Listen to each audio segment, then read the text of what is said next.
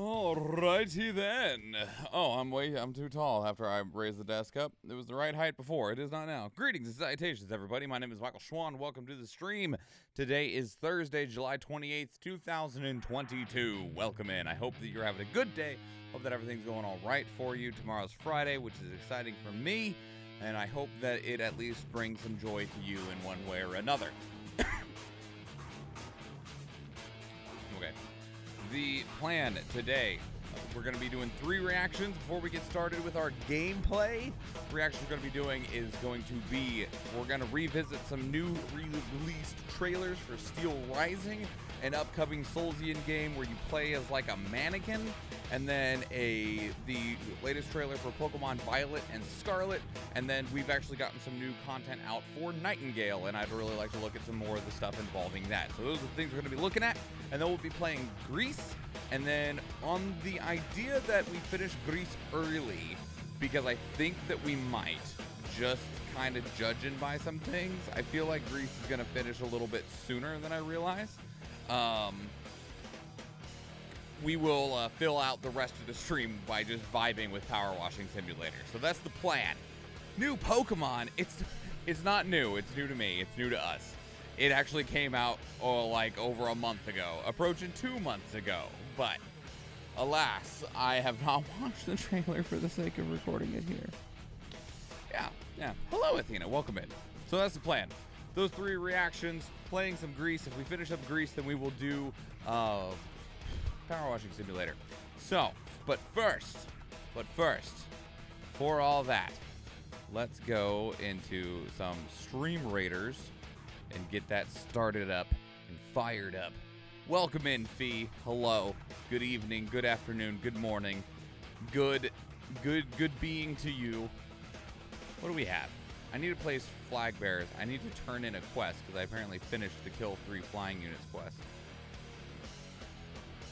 Kill 3 melee units. I need to just kill shit, and I'm not going to kill shit as a flag bearer. Is there any ranged dudes out there? Any of those jerkbag, like, elf-looking guys? It looks like not. Okay, but we do got a villager over here. There's a villager over here, too. We'll go on the left.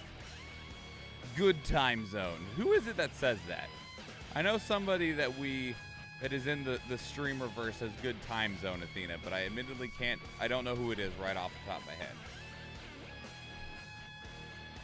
I know it's somebody that we visit semi-regularly. Is it Azrael? Is it Azrael that says good time zone? Is it Az? I feel like it's Az. Few people say it? Okay. Alright. Now, as I mentioned, gonna be doing some reactions. We got 3 of them today. The way that these work is that I will read an intro off of my head. We will check out the trailer. We'll talk about the trailer. And then when it feels like the conversation is starting to wrap up or it's just time to go, I'll read an outro off of my head. We'll make faces. Face gets used in the thumbnail, rinse and repeat. We do these live on stream because they make for a more interactive and dynamic experience, both for myself as the content creator, something for us to do together as a community, and having different points of view, different opinions, different people noticing different things can make for a more engaging conversation that people then can enjoy later when it gets put up onto YouTube. Use that face. That one, huh? Okay. I don't know what for, but I will try to remember to use that face.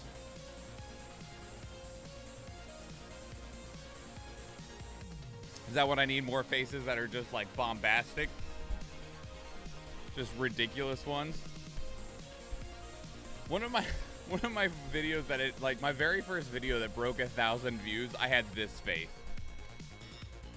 Like the fucking Macaulay Culkin Home Alone face. Just that was the thumbnail. Anyway. Okay, where are we? It is this Google Chrome. Calm down, Spotify. Get a hold of yourself. Let's get some volume in this. Let's make sure this is set to 4K, or at least the highest possible. Let's do the same thing on this one. Oh, yeah.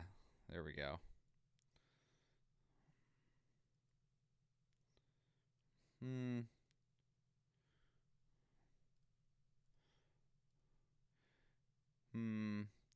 Like, I wish this wasn't so dark. You know what I'm saying? I can get it a little bit brighter. The fan just hasn't filled yet. What if... No. Yeah, it works. Did well for Macaulay Culkin. True facts. True facts. All right. Let's get started.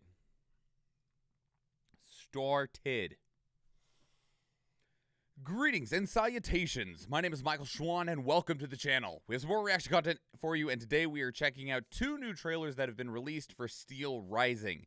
Now, we did check out Steel Rising in the past. We've been keeping our tabs on this game for a while because this is a game I'm looking forward to because there's a lot of Soulsian games that exist out there, but when you think of Soulsian games, you probably just think of Dark Souls or Bloodborne or Elden Ring, and those are all from the same studio, which is From Software, which is fine. They do a great job. But more and more companies are starting to try their hand at what is now a very tried and true format, and seeing if a different presentation, a different take on it might be something that they can find success or creative fulfillment in. And so we've seen like The Surge and The Surge 2, which kind of takes like a dystopian cyberpunky take on it. We got Neo and Neo 2, which is a more like Japanese mythology style using like yokai and stuff. We've also seen things like it's from the same studio, Team Ninja. We have Stranger of Paradise, which is a Dark Souls game that has a Final Fantasy wrap on it. And we're seeing more and more people kind of dabble in this space. But there's a couple that are just like, you might be another one that is genuinely good, that is just setting itself apart from just following the formula. And Steel Rising, at least for me, has been one of them. It doesn't look like it's necessarily doing anything new or wild with the formula, but that's okay, because it's about presenting that formula well as providing like new and interesting boss fights. It doesn't necessarily have to have new mechanics, but I need... Damn it, Athena. Ooh, woo. Ooh, woo. Yeah, there you go. Hang on, I got you. Ooh, woo. And so... I'm ready to see some more of this because this is supposed to be coming out soon. It's been delayed a couple of times, so now my brain doesn't actually know what its release date is anymore. But we'll just get into it. We got two things. We got a story trailer and we got a Titans trailer. And I'm hoping the Titans trailer is literally just like a bosses trailer. Like it just shows us some of the boss fights.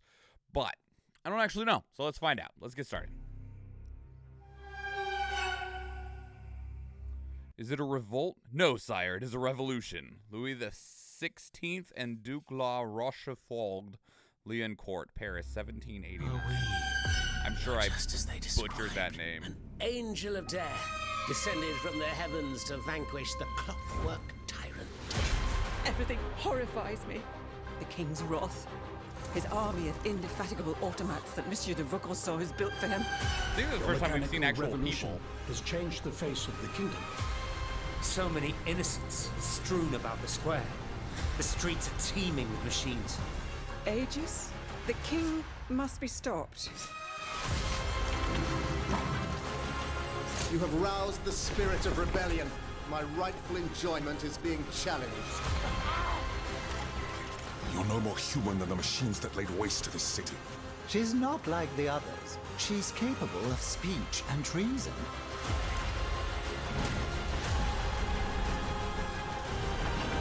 Soon, however, those who bear love for their country in their hearts will be ready to fight again. More brave citoyens will surely join us soon. Alors, can we count on your support? The king must be stopped. I couldn't agree more, madame. Interesting. Okay. So...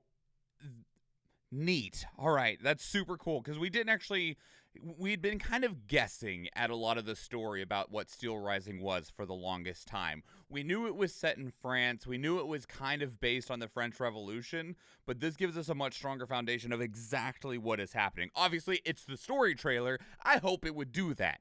But, so it just is the French Revolution, but with a twist of that the aristocrats have the ability, have these machines that have just quashed any idea of a rebellion, that are bearing down on the people seeking freedom to the point where they don't have a chance, right? It's the Terminators coming to exterminate anybody who doesn't want to align with the world order. And so their response to that is the main character, the character that you play as, where you are essentially just, another Terminator, but you're ideally bigger, smarter, faster, and they kind of already give that in the idea of like your character, which is an automaton, is capable of speech, is capable of reason, has, for lack of a better term, a heart to them, right? They have a something akin to emotion and empathy. And it sounds kind of like you're the last chance. You're the last hope for freedom for anybody that isn't sitting on the top on their pile of gold and power, right? And so that's why all the enemies are robots. And so and why you're a robot too. You are a robot that was built by people seeking freedom for the sole purpose of freeing everyone by defeating all the other robots. And I'm assuming at the end the king probably either becomes a robot or gets into a giant robot and then you defeat the king. Like, I don't see many actual big story twists happening at any point in time outside of maybe a discussion about the level of sentience that your main character has. Now, let's see what the Titans look like.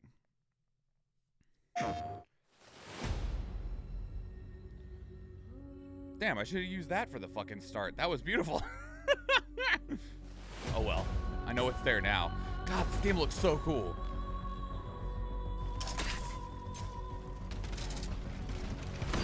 The grapple hook is in your foot.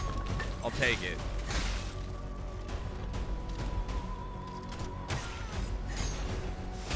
You don't have blood, you have oil. All right. I like it.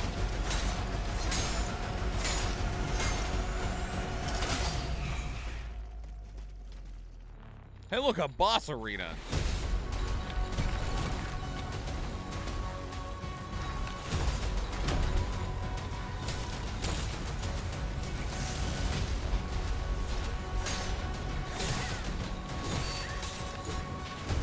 Hold on, sorry, I'm gonna go back. I just realized, is this boss a fucking guillotine?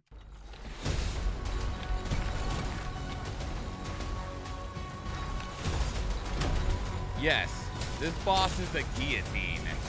Okay. All right.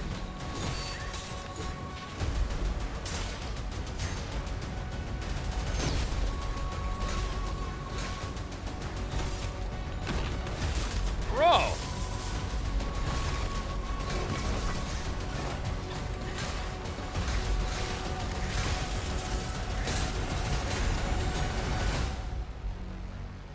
This looks fucking sick.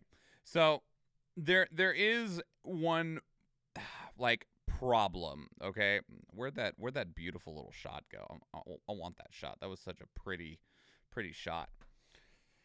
So there is one problem that exists when new studios try to take on the Soulsian genre, right? And that is mostly that they are small. And that's, it's not to say that they can't do a good job. They just have limitations, okay? And one of the concerns that I have is mostly with number of encounters. Because one of the things that defines the Soulsian genre so heavily are the bosses themselves. Because each boss functions like a puzzle. You got to learn the pattern to be able to solve the puzzle so that you can defeat the boss and move forward. Generally, for the most part, moment-to-moment gameplay against trash mobs is decent, but it's just decent filler. It's not the actual core of the gameplay mechanic. The core of the gameplay is the boss fights itself. And when you see smaller studios take on these projects, oftentimes bosses are hard to design. They're big monsters that have a lot of mechanics to them, lots of animations, and ideally you want them to be unique, which makes it even harder. And because unless you want to reuse bosses, each one is independent of the other. So we mentioned some other games earlier in the video, such as like The Surge. The Surge on base has 5 bosses total, which those bosses are very good and they're very memorable, but it's just like, man, I wish that you could have done more. And most of it, again, is due to size and budget and time, which I totally understand. But I am concerned that there's just not as much in Steel Rising as I am probably going to want there to be. It's not up. I think one of the best complaints you can give a video game developer about their game is like, I just wish there was more. There's been many a games that I finished and I'm like, man, my only complaint is that it's over. Which, if that's your complaint, man, I feel like you made an absolutely stellar video game. And I really hope that at the end of Steel Rising, I feel somewhat similar going into it and coming back out of it. I hope the characters, how they develop, would be the main hook. I love me some good character writing. I think a lot of the character writing is going to be, in terms of the actual character development, will be strictly based on your character and how the characters around them act and operate. Because I don't believe that there is going to be growth for the king. The king is just a bad guy. I don't believe that there is going to be a lot of growth for the leaders of the rebellion, because they are just trying to break free from the grasps of the king, right? But the thing that will be the defining piece of the story will be your character and how they are perceived and accepted or rejected by everybody around them, given that your character is the visual representation of the tool of the enemy that is the proverbial and literal boot on their head and blade in their back. And so that will mean a lot of things for a lot of people, especially because unless they want to really, pull the rug out from under us, at the end, you will be the savior of mankind. This automaton that was built by the freedom fighters will be the thing that ultimately freed them, but it is still one of the tools that was bringing them down in the first place. And that's a very big back and forth, because it's like, it's like a gun, right? Guns were what were killing us, so we grabbed guns to fight back, and now we're technically on an even level, but are we truly any better? Obviously, if you're fighting for something good and free and stuff like that, I do believe that you are the better party, even if you are using the same vile tools to do so, but that's an entirely different conversation. The environment is so pretty despite looking destroyed. I mean, there can be beauty in wreckage. It's unfortunate, but there can be beauty in wreckage. We aren't here for growth. We're here for freedom! Yeah, I could see a sad ending where the main character, despite being some level of sentient, is decommissioned, is the word that I will use, since they are an automaton. But that is a question for another day, I guess. Let me remind myself what the release date for this is. It's like my birthday. Not quite. It's the day before my birthday. September 8th, 2022 is the release date. I do believe this was initially supposed to come out in August. I was born in 1909. I promise, Steam. I'm totally lying, but I promise. So it's going to be $50 at launch. That's a hefty number. That is a hefty number. And it has a Bastille edition for $60. That is... What is the Bastille edition? Will you tell me? The Bastille edition comes with, it's too small to see. What if I make it bigger? It's still difficult to see. So, the Bastille edition, which, if you pre-order the base game, you get the base game, a cosmetic, and exclusive beta access at the end of August. And the special edition, essentially, comes with I can't quite read what this is, but it's like Driver's Chain DLC. And the oh crap, what is their name? Cagliostro? I'm terrible at their name. Secret extension, which will be available in November.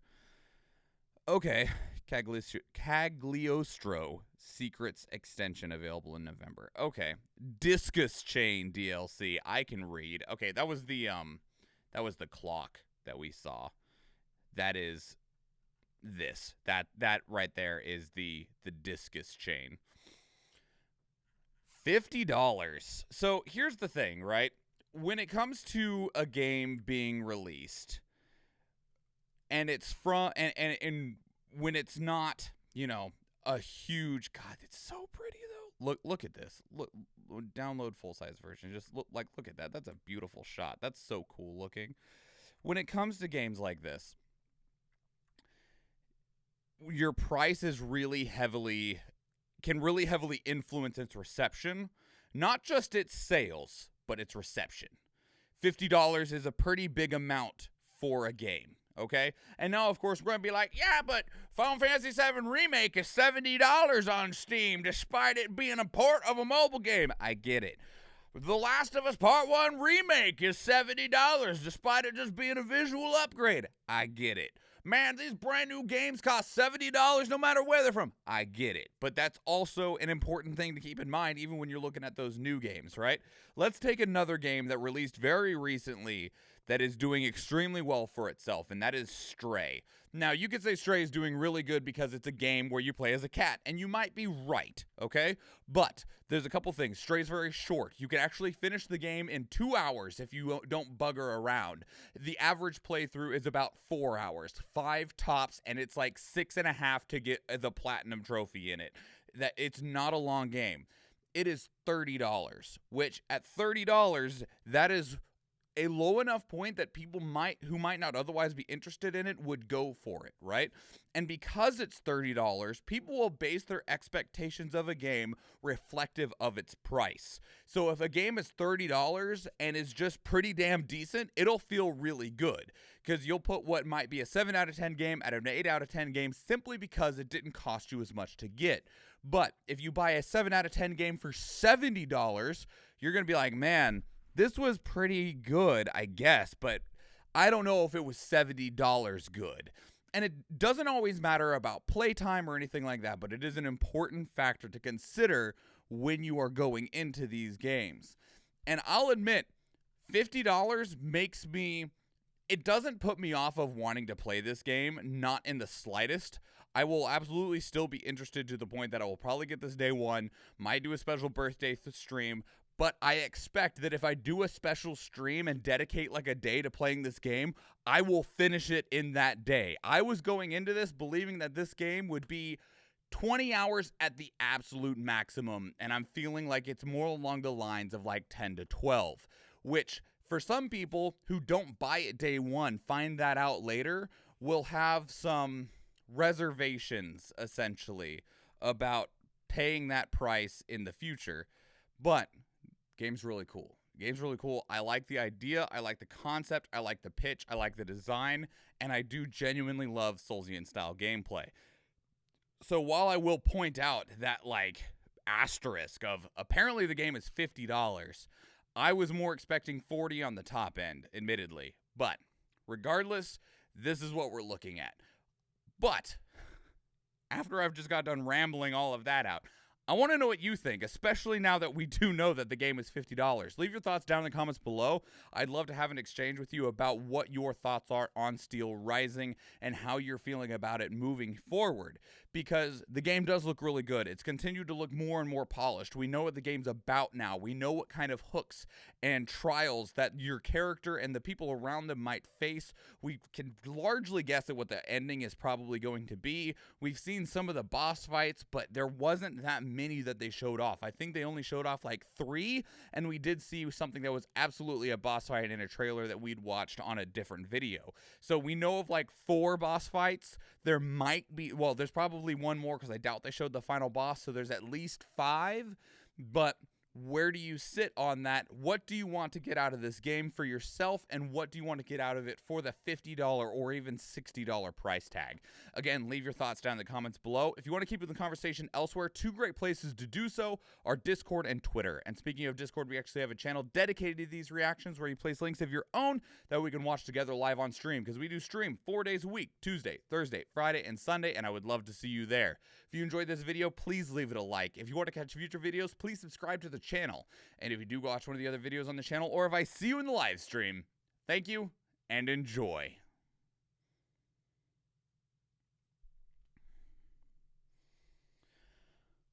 And I won't make a face, because when I go to grab the face, I'll be like, where's the face at? And I'll go grab that face from before we started the video.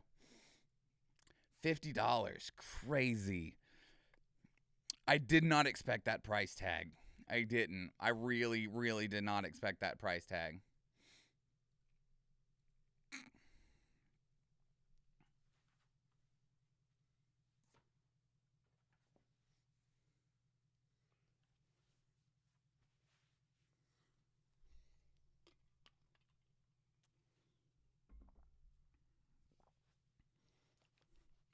Quite a number of items on my Nintendo wish list are on sale. Nice. Also, welcome in, Cerulean.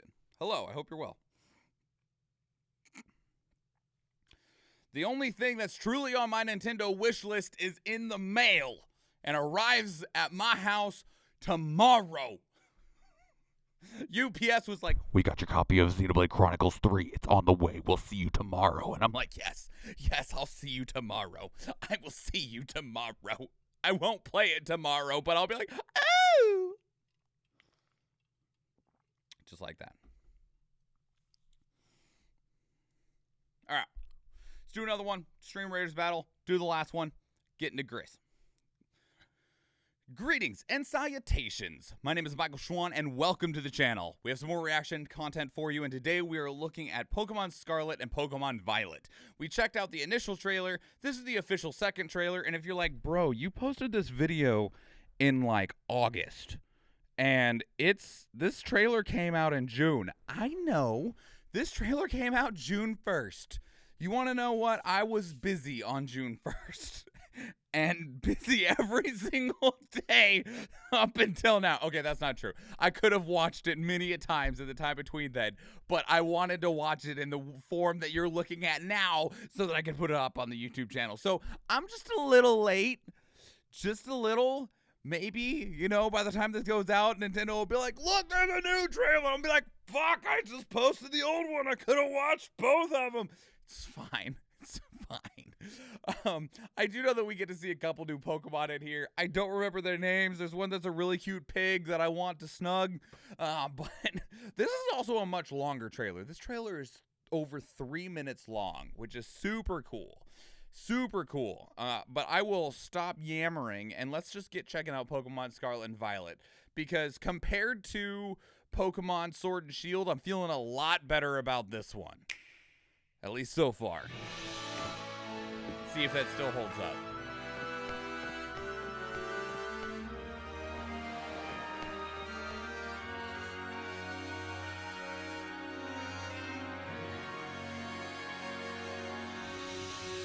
Give me the Pokemon. Oh yeah, our sexy professors. Brigatito. Quaxley. Fuecoco. Wait. Hold on, pause. Are you these three's trainer? Do we get all three? There's no way, right? There's no way. We don't get all three starters, right? I would not be upset at all. I would love that, actually. Screw fighting over which starter is the best. Just give me all three. But are you insinuating we get all three? I just probably got myself excited over nothing. I'm probably setting myself up for massive disappointment right now. But you know, it's fine. It's fine.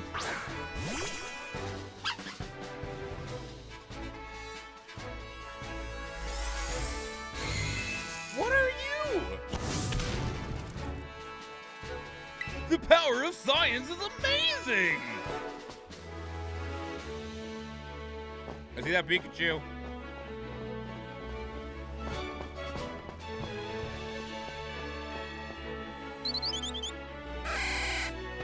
Oh yeah, we got Mareep in this bitch. He's a little olive.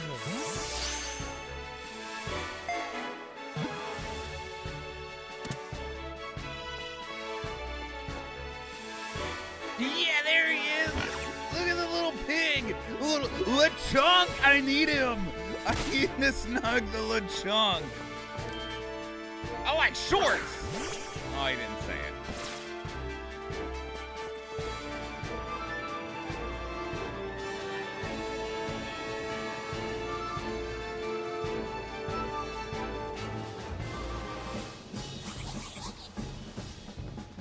What are you?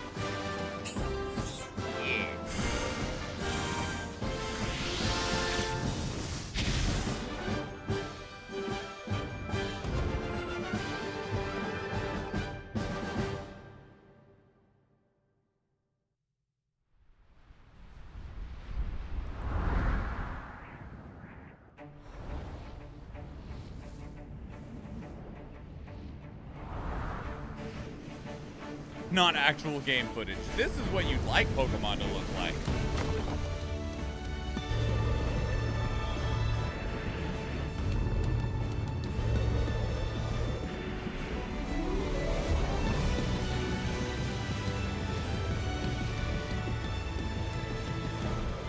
I need to ride those.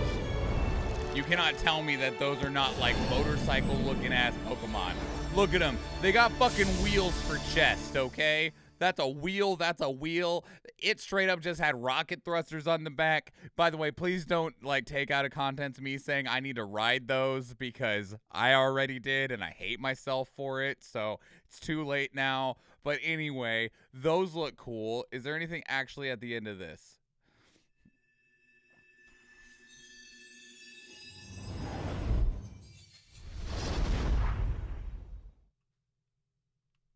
Was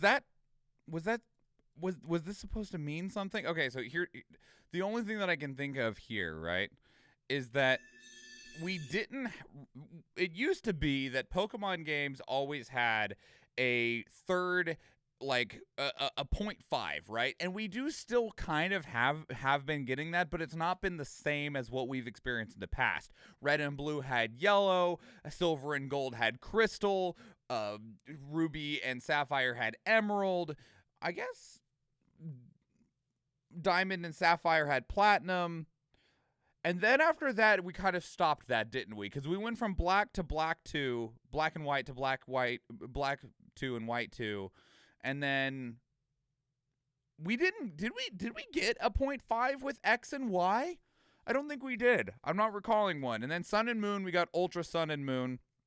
And then with Sword and Shield, we didn't get an extra release, but they were the first ones that had expansions to them, right?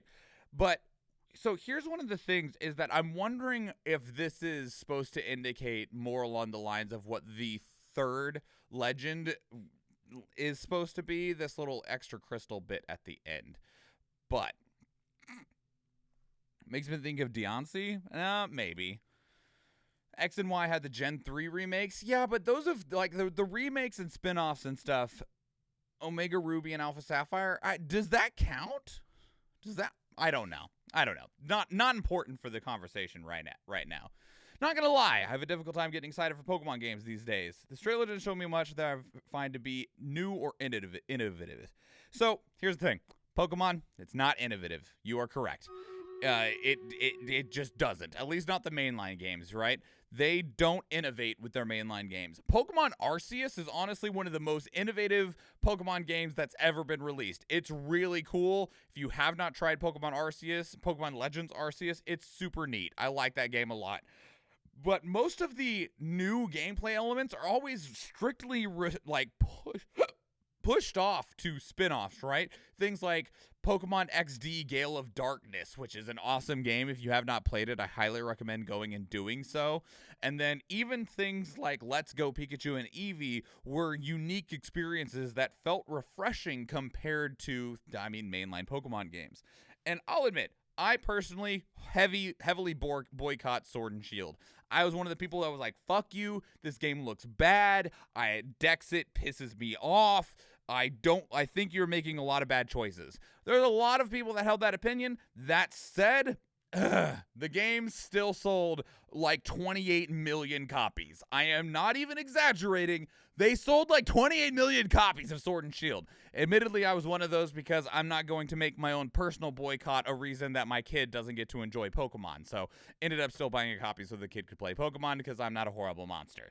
But given the next gen a gimmick, take it away next gen, anger folks instead of keeping it.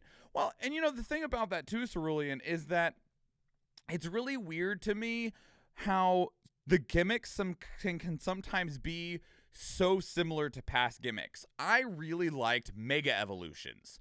I thought Mega Evolutions were awesome.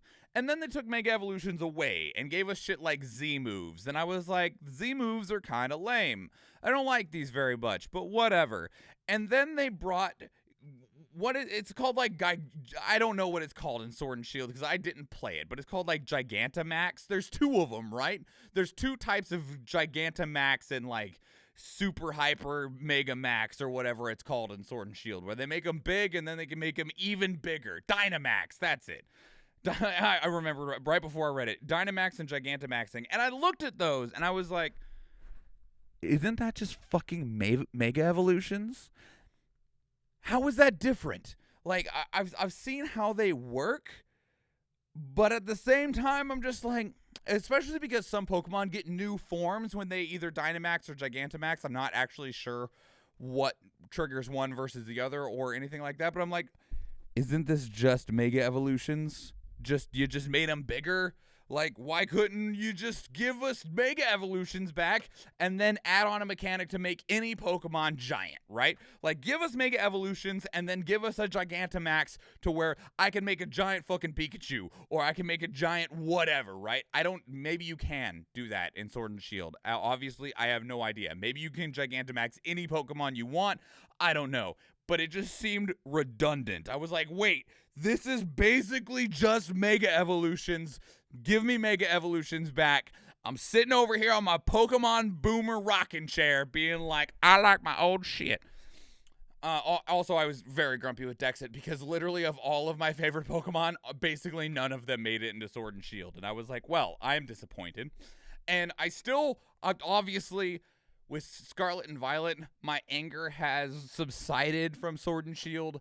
I recognize that not all the Pokemon are going to be in it. And after just skipping Sword and Shield, I have grown to accept it. I'm still not happy about it, but I've went through the stages of grief, and I have arrived at acceptance. And we are here now. Please, for the love of all things holy, put Absol into this goddamn game so I can have my favorite Pokemon back. Please. It's like the bootleg evolution hybrid of Mega Evolutions of Z moves, but it felt bleh. I thought it looked bleh. What if we made it big but bigger?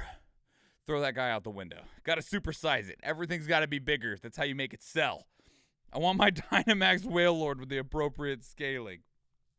I just want a Wailord, period. They weigh less than air. I want to see that thing flying through the sky and just be like, yes. It's a lovely day. The Wailord are in season this year. Jolly good. Let's be on our way.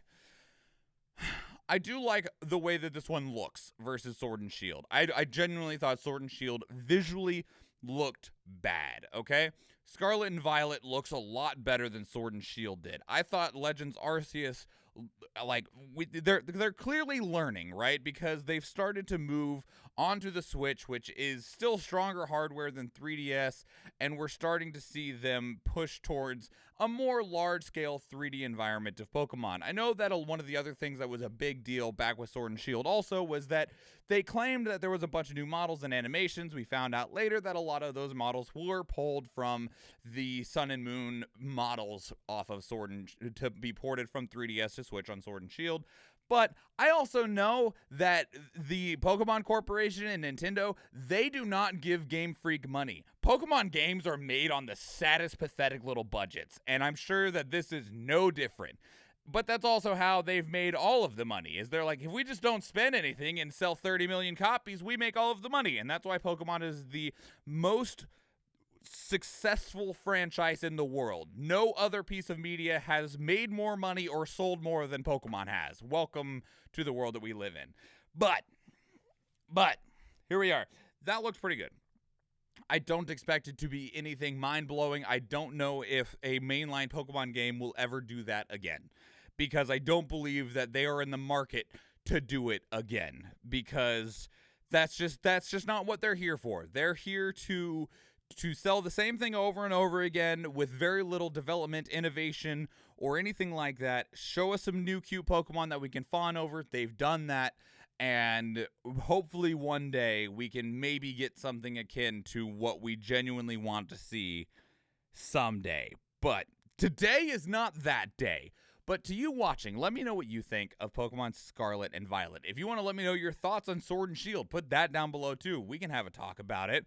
Snom is the best boy in Gen 8. Snom is adorable. I will give you that. I do like Snom. There's a lot of the other Galarian Pokemon that I don't know, but Snom is cute as F. And so please leave your thoughts down in the comments below. I'd love to hear from you. Let's have an exchange about Pokemon today and where you sit when it comes to Scarlet and Violet. And if you want to keep the conversation elsewhere, two great places to do so are Discord and Twitter. Speaking of Discord, we actually have a channel dedicated to these reactions where you can place links of your own that we can check out together live on stream, because we do stream 4 days a week, Tuesday, Thursday, Friday, and Sunday, and I would love to see you there. If you enjoyed this video, please give it a like. If you want to catch future videos, please subscribe to the channel. And if you do go watch one of the other videos on the channel, or if I see you in the live stream, thank you and enjoy.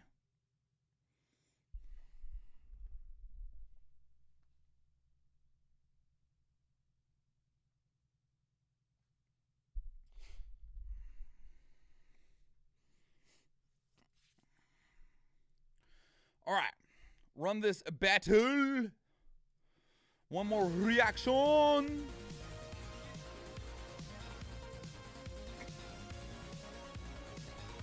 Actually, we got a lot of ranged in there. Let's give that range the greatest chance it can.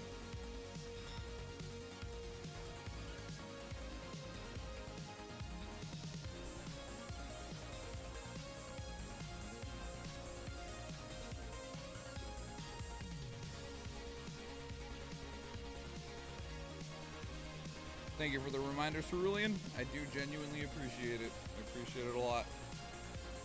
I'm gonna die!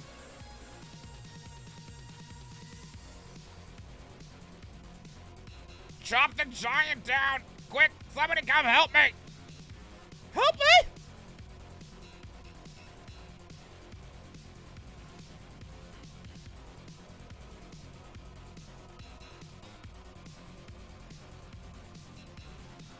Thank you. All right, we have 10 gold and 1 saint, either of which can be yours for 420 channel points. Most kills going to Fee, followed by myself. Most assists going to Fee, followed by myself and Lothos. Going random on the scroll in the golden 5. Sure you didn't need the reminder because you're very much on top of things? Haha, funny, because when I streamed on Tuesday, I forgot to change my hat literally at all. I try to be on top of things, but, you know, there's only so much we can do. Going random in 3, 2, 1. Fee with the gold, Lothos with the saint. Now it's time for the frosting battle. Then we got one more reaction. Oh my god.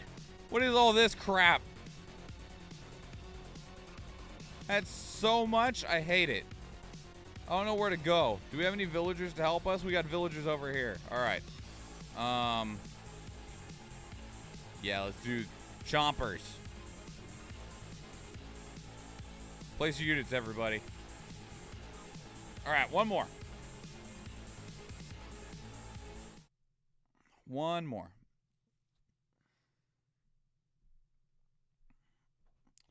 Also, thank you to everyone that's been using the little hi YouTube emote at the start of the video. I appreciate that a lot.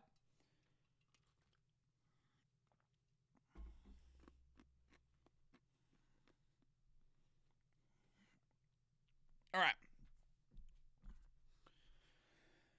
Greetings and salutations. My name is Michael Schwan, and welcome to the channel. We have some more reaction content for you, and today we're checking out the new trailers that have come out for Nightingale. Now, I'm still conflicted on Nightingale. If you don't know, Nightingale is going to be another one of those games that is just doomed to the early access graveyard. It's not to say that it won't be good, it's not to say that it won't be successful, but there are 4 horsemen of the apocalypse that exists for a particular brand of video games, and those are early access, open world survival crafting game. There's a lot of those. If you've heard of games like 7 Days to Die or Valheim, those are 2 games that fit. I could go on, right? Like V Rising is the one that came out most recently, but there are a ton of games that fit into that specific box. Early access, open world survival crafting. And they're such ambitious projects, right? And I've played a lot of them, and I enjoy a lot of them. A lot of them are really cool. A lot of them do some neat things. A lot of them have a lot of really neat ideas in them, but they're so ambitious that these games ever escaping from early access and becoming actually full-fledged games is so rare. Like, man, power to Raft. Raft actually finally just went 1.0 release. Congratulations, Raft. You fucking did it. You even have a story in there. I'm so proud of you. Meanwhile, a whole bunch of these other games, the freaking 7 Days to Die has been in early access since like 2013. It's like 9 years. The game still has not actually come out. And there's so many of these. And when a new one comes out, I'm like, oh, I like these kind of games, but I've played so many that I don't know if I care. I still have not played Valheim because Valheim just didn't look like it did enough to make me go, I'll burn some more time into these. I'll dump my life into them because they really do eat up a lot of your life and a lot of your time. But one of the newest ones that is coming to us is Nightingale. And the initial trailer that we saw, whenever it was, the Game Awards 2021 or something like that, I was like, that actually looks pretty sick. Maybe. And here we are now with a lot more footage for the game. And so I'll shut up and I will let the trailers begin speaking for themselves. Let me make sure I actually grabbed the right one here. I did. Okay, let's go. Nope, that's the end of the trailer. Let's go back to the beginning. You're alone in the realms, I'm afraid. The portals are a mess. Not even sure if Nightingale made it. Given how fragile you humans are... Oh, shit.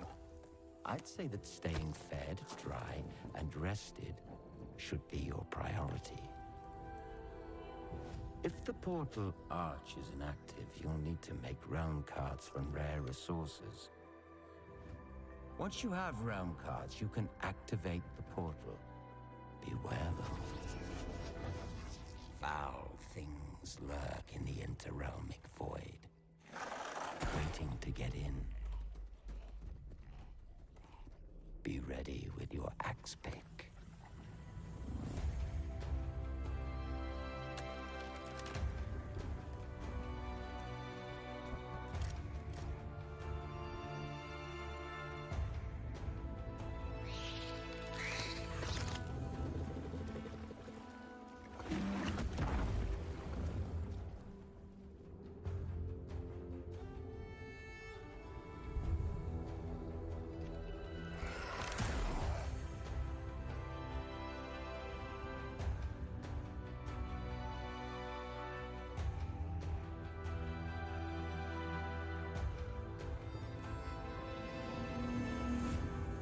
Shadows have offended. Think but this, and all is mended. So here's an interesting thing, right? Is the design plan here is it has a stroke of genius to it, okay? Now, I hope that as we get into these other trailers, when it comes to being able to, like, what do they say? Customize your destination or influence your destination. Craft realm cards. We're almost there. It was right here. Influence your destination. So the idea here is that you're going to be able to essentially, like, combine realm cards to maybe get a different realm. And here's something that's really genius about that. Instead of taking a game that is trying to be like basically open world, like kind of like what we mentioned with like Valheim or with 7 Days to Die, or even like V Rising, although I know how V Rising is doing this as well, is that it makes it really easy for you to release chunks of content as it gets finished. Because the idea here is that probably your base realm at the launch of early access is done, right? Like, it's largely a finished realm. Like, you might get some new little tidbits here and there, but otherwise it does mean that future content doesn't necessarily have to figure out a way to slot into previous saves or make it where you would lose your progress, because like that's something 7 Days to Die does a lot. When they do drastic updates, you often lose a lot or of your progress or just have to restart entirely. But with this, depending on how the upgrade paths work, instead of needing you to start all the way over, they can just implement new realm cards to let you go to a new realm that they have now finished, which is pretty smart. I'm really curious about the building mechanics, because in all of these games, they always show you neat places that have been built, right? But the question then becomes, how easy is it for me to build something that looks along those same lines? Because in Terraria and Minecraft, we've all built the boxes, right? We've all built just a little box that keeps us safe. And there's some people that are much more creative or understand the tools in a much better way to be able to build something much more grandiose. I've built things that I thought were neat, but they were still overly simple when it comes to actual creative design. But even like this little village that they have set up here, it does make me wonder, how possible is it to build in such a way? But I'll leave that there. And we got one, maybe two more things to check out, because I can't quite tell what if this video is a duplicate of something else. So we'll start here. And then I also have one more thing that we'll talk about, but we're not going to watch it. So let's get into this one. Ever since the day the portal network collapsed, stranding us in these realms, we have searched for a way home. Hello, I'm Aaron Flynn, Hi. CEO of Inflection Games, the developer of Nightingale, a shared world survival crafting game set in a rich, gas lamp fantasy universe. You may have seen our latest gameplay trailer during Summer Game Fest Live this week. In that footage, we revealed the Realm Card system, a key mechanic in our game that allows players to access the portal network and explore the magical Fey realms. We wanted to take this opportunity today to walk you through how the system works in a little bit more detail. As a realm walker, stranded in a mysterious and deadly new world, the realm cards are a way to access other realms. Players craft realm cards using magical materials they find in the environment, and those cards are then used to activate portals, which will then connect you to one of the many possible realms that exist in the Fey universe. Each card has different properties, like modifiers, that determine different elements of the realm that players connect to, whether that's new environments, the types of creatures, weather patterns, or how rich in a particular resource a realm might be. Players can combine multiple cards, expanding the possibilities of each new destination.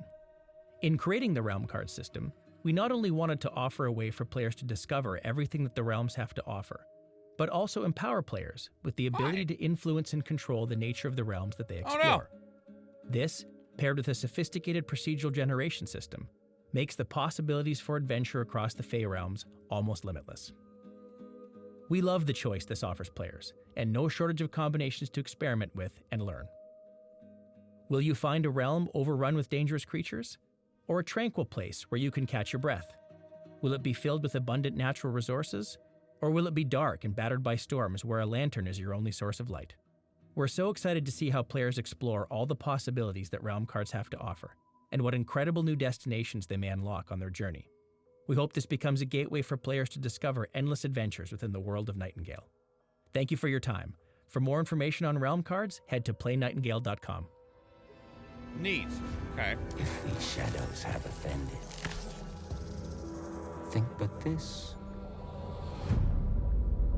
and all is mended.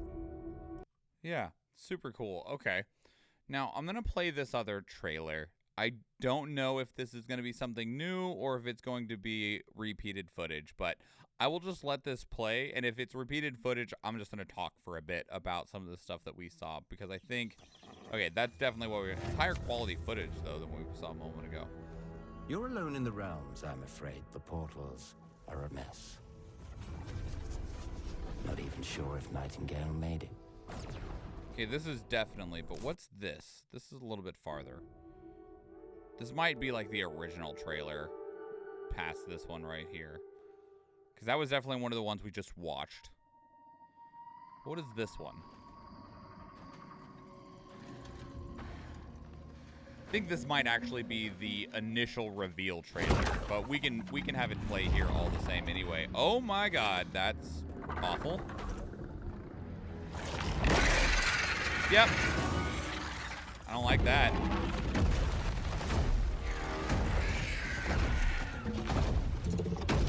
Oh, cool. It gets worse. Ever since the day the portal network collapsed, stranding us in these realms, we have searched for a way home. Lost and alone in the dangerous labyrinth of fantastical worlds. Welcome to the lands of Fae.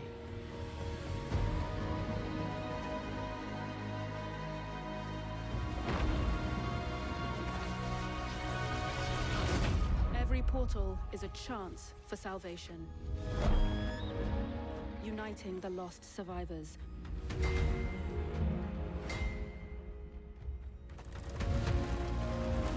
I wonder if that means there's a chance to find new people in new realms. Can I get the giant dude on my side instead of having to fight him? Because that'd be sweet.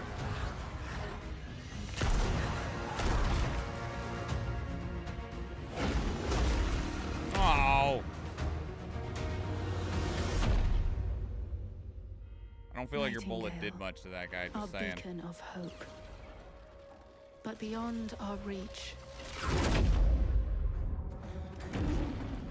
As long as we stand together, our journey will unite us. Yeah, this was definitely the initial reveal trailer. I remember it pretty well now, but that's perfectly fine. Are all that is left. Hard pass. Nope, don't want to play with that thing. That looks terrifying. Okay, so here's the thing. This game looks pretty neat, and I don't feel like it does a whole lot that is unique compared to a lot of other games. A lot of these open world games will use a form of procedural generation as a means of replayability. 7 Days to Die does this, although they do have versions of the game that exist that you can choose that are a static map that is relatively the same every time, although they do update it between updates. And then games like Valheim, it's procedurally generated, although generally there are like generations within the different biomes that you need to go through. And then you got games like V Rising that are actually just a static map, that there is nothing beyond just the map that the game comes with. You can kind of see this as well in games like Satisfactory, which also has a static map. Now, myself personally, I drastically prefer games that are procedurally generated because one of my favorite things to do in this style of game is explore. I like to see new things. I like to find new areas. Now, if it's completely procedurally generated, that can struggle a bit because then it's just so randomized that it doesn't feel like there's a level of natural discoverability. But I still prefer it over a static map because if it's static, once I've discovered something, that won't be new to me anymore. And it's even different even if you find like the same, we'll say like there's a tower that has like a puzzle inside it or something like that, or a particular compound or a building or whatever. If that same building gets regenerated in a new world, it still feels newer to me than finding the same place in the same location on the same map. And that's an important distinction here. The other thing is one of the nice things that I did enjoy so much about 7 Days to Die was the horde mechanic. Every 7 days, you are besieged upon by a horde of zombies that try to kill you. And it actually looks like we'll probably get something along those same lines as well here, where they're coming to try and destroy you, destroy your base, destroy your village, and get to you and end your life. And that's just a good mechanic as well. The one thing that I do have a concern about, though, is the lack of specifically equipment variety that we saw. We saw very, very little. We saw your axe pick, we saw a rifle, we saw a shotgun, we saw like a stone axe, and not a whole lot beyond that. What else are these people holding here at the end? We got a sledge, we got a shovel, and a pistol. All right. Because if the loop for gathering resources and building is good, that's great. But if the actual interactions with the environment, because one of the things in this is the survival part. It's not just about going and getting wood and building a cool looking base. It's about actually surviving, needing to kill monsters. I'm assuming you'll have to kill stuff to get some of the more varied or rarer versions of the realm cards, right? I imagine that those bosses, like that really big creepy one at the end, drops a special material that is the only way that you can craft a particular realm card, or that's how you unlock a new realm. We saw similar things. I don't think you're hard limited by it, but some of these other survival crafting games, you need to kill something in order to unlock something so that you can get either new gear, new equipment, or open a door to get to the next area of progression. It's not just about building a base. I did Valheim wrong. I mean, by all means, if you had fun, that's perfectly fine. I'm not going to say you played the game wrong. You did not do Valheim wrong. Just what I seek out of these games is more than just building a base. I love building a base. I love organizing a base. Man, I don't know why. People can just dump everything that they found out on their adventures in a box and I'll sort it. And it's just a great form of just zen for me. It's just like, oh, you guys found all this great stuff. Let me put it in all the boxes that I've already sorted and organized. All the food goes in here. The wood goes in here. The stone goes in here. You guys found some extra weapons that we don't need, so I'll put them in the equipment box. I don't know why. That is just cathartic as hell for me. It's like cleaning without actually having to do the physical effort of cleaning, and it feels really, really good. Really good. But I do like games if they do have at least a decent amount of tension when it comes to the combat within them, even within these survival crafting games. Don't know what Nightingale has. I don't know what our release window for Nightingale is, but I hope we can find out some more soon. I'm not going to play it because it's long as hell, but Force Gaming did get an exclusive preview for Nightingale. I will include a link to it in the description below, but it's 13 minutes long, and it's a guy talking a lot during everything that is here. There might be more information in there, but I'm not going to set that upon you, myself, and everyone else. So that's Nightingale. I did play V Rising. I played V Rising for probably about 30 hours. I enjoyed it a lot. I doubt I'll ever touch the game again. Valheim still hasn't actually gotten me to go try it. I see you, Athena. And I still don't have an itch to try Valheim because it doesn't look like it does enough for me compared to games that I have played that came before it. Nightingale actually does appeal to me on a level that makes me want to try it. I don't know if I will immerse myself in it and sink hundreds of hours into it the way that I've done other open world survival crafting early access games, but I can hope because they are genuinely fun and they're generally good experiences to just lose yourself in. There's a reason Minecraft is the most successful single entry of a game that has ever released, right? And it has part of that just ability to just lose yourself in it, to lose yourself in just the relaxing act of gathering materials and building a thing and finding new things and going along that journey of essentially getting to enjoy the journey of surviving without the actual threat to your own physical life, you know? And that just, that's a big difference right there. So, yeah, I'm not singing the song, Athena. But to you watching right now, what do you think about Nightingale or the genre in general, open world survival crafting experiences? I would love to hear from you. Leave your thoughts down in the comments below. If you want to keep the conversation elsewhere, 2 great places to do so are Discord and Twitter. And speaking of Discord, we actually have a channel dedicated to these reactions where you can place links of your own that we can check out together live on stream, because we do stream 4 days a week, Tuesday, Thursday, Friday, and Sunday, and I would love to see you there. If you enjoyed this video, please leave it a like. If you want to catch future videos, please subscribe to the channel. And if you go watch one of the other videos on the channel, or if I see you in the live stream, thank you and enjoy.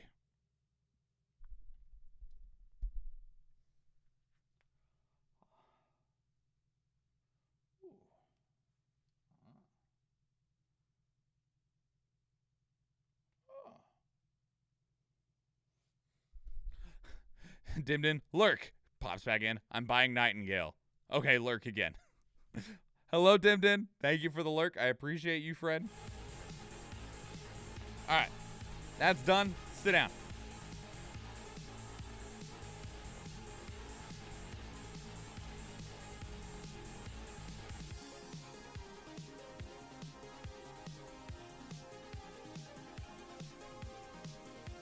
That be how Dimmed in do.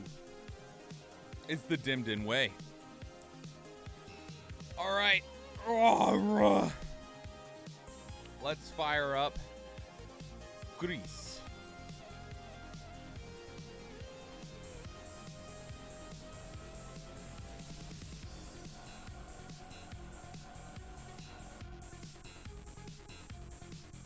Oh, I need to update my my category now.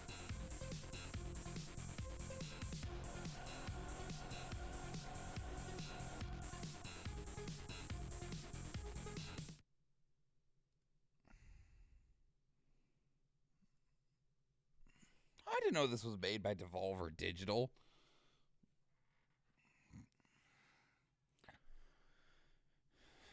Pretty game time. It is pretty game time.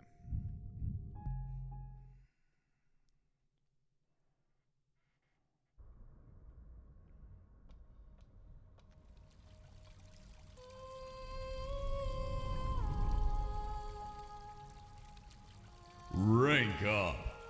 Dimmed in! Dimmed in with the gifted subs. 5 gifted subs, taking their spot at the top of the gifted subs ladder. Gifted a total of 50 subs in the channel. Holy shit, friend. Thank you so much. Gifted subs going out to Dr. Hot Dogs, Culinary Disaster, Roman Edge, Night Vision Jocko, and Shock. Those are really great places for them to go. Those are very deserving people for those to go to. Thank you so much, Dimmed in.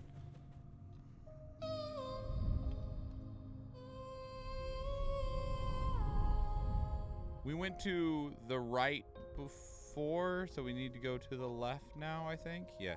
Yeah. Possible.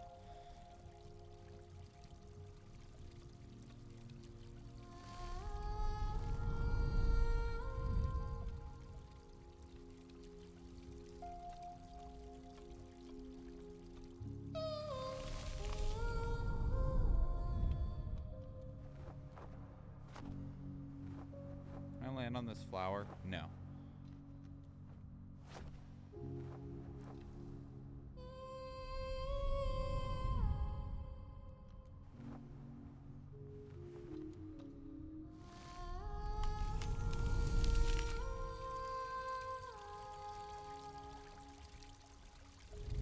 Okay.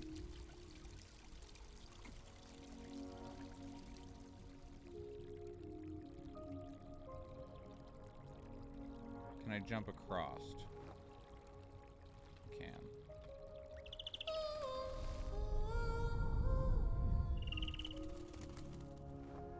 I can't go up any higher though. Not from here anyway.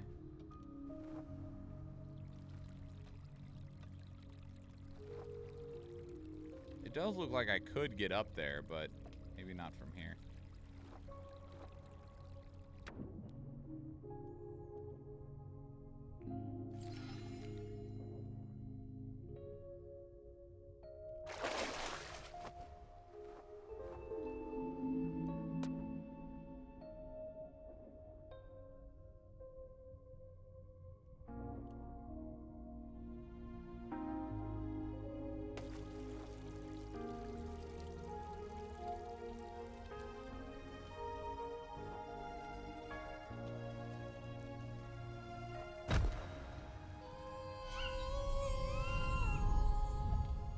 these gold ones do?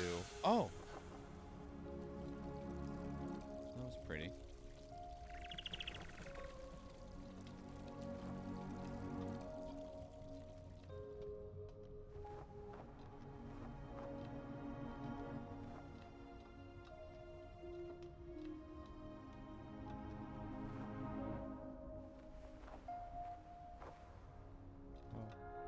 Oh no, it's disappearing.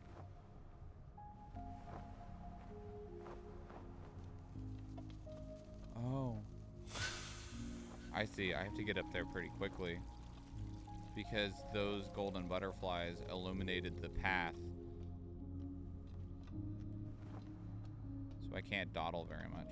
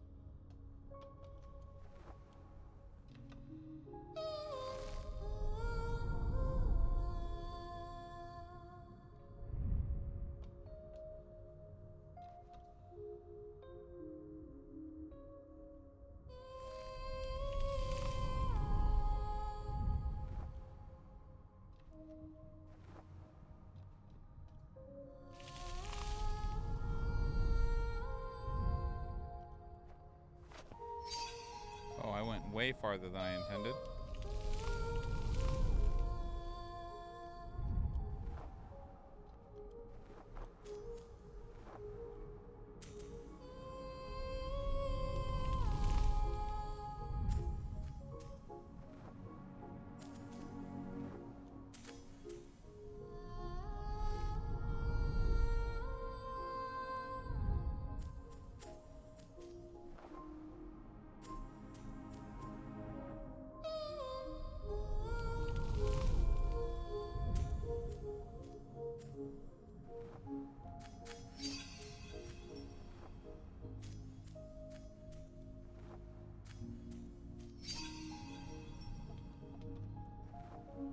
Oh, darn it.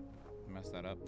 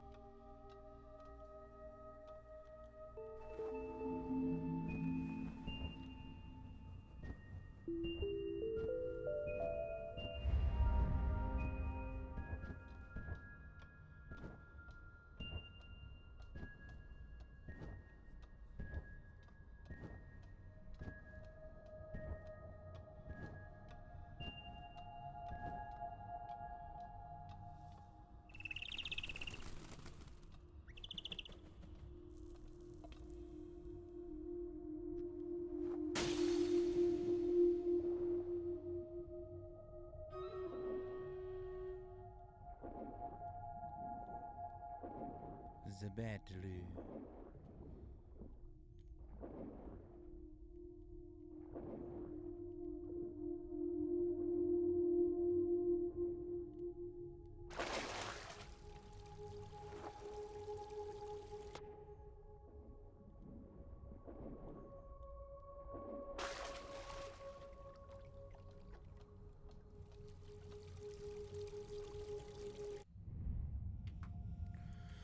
Let's go run the battle.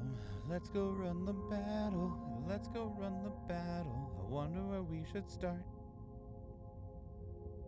Let's go right there.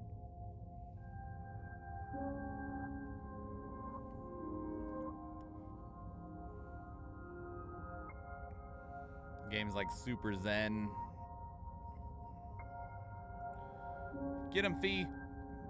Have your puppy dog eat all of those tasty little mouse treats. Although we need to... Oh, they killed Fee. I was like, we need to go help Fee. It's too late. Ow. Get him, chompers. Yeah, there you go. Rem smash. Good job, Rem. Very proud of you. Ooh, you got a little Reese cup. I want a Reese cup, man. Oh, man. Reese cup sounds so good.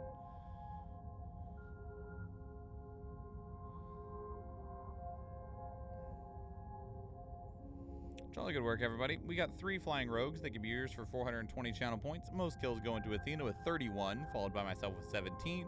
Most assists go into Hallrendir and Game Overlap with 14, followed by Athena with 3. Going random on the scrolls in 5. Jesus, with this Candyland theme. You want to know what we don't have in this house? Candy.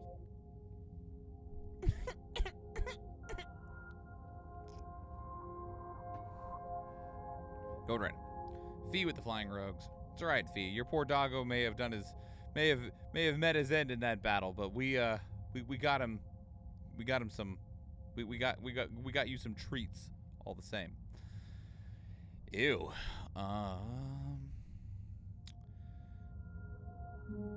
I feel like we have to go for the skin chest and forego the token chest, because getting the skin chest lets us get 2 of the loyalty scroll chests, and those are super good.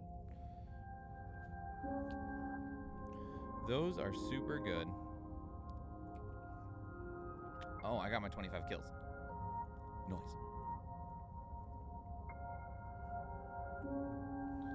I need to earn a bunch of tokens. I feel like as I've gotten older, I've wanted candy less. I can agree with that to a point. There's some candy, though, that I just still really enjoy. Reese's Peanut Butter Cups are definitely one of them, too. Place units, everybody.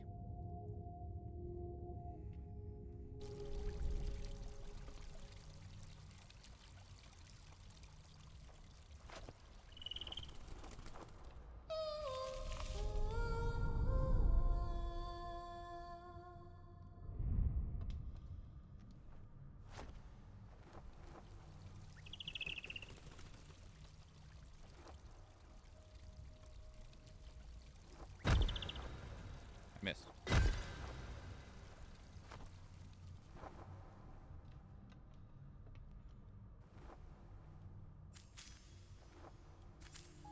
Yeah, I'm definitely the larger sweets eater between the 2 of us. Between me and the kid, though, I think the kid might win.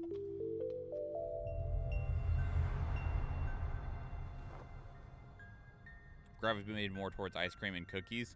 Those are both fantastic options, too. I absolutely love ice cream, but I also really love dairy, so there's that.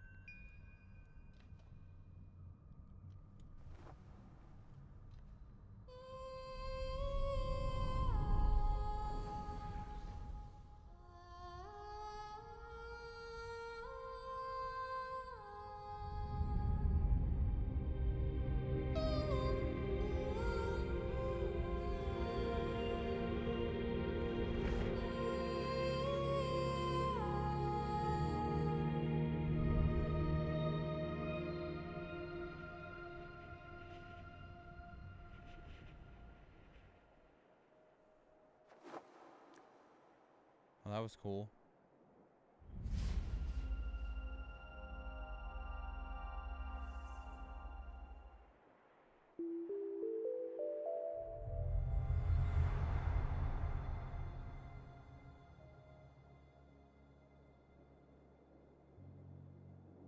Can I get up there now?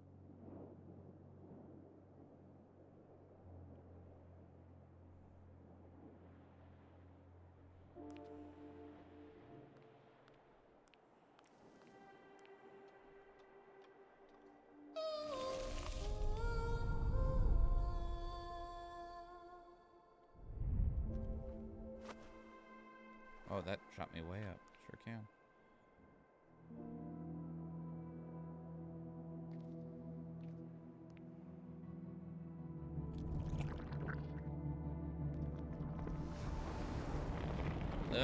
No.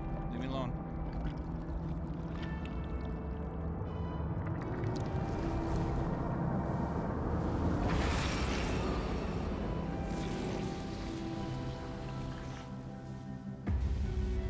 Hi.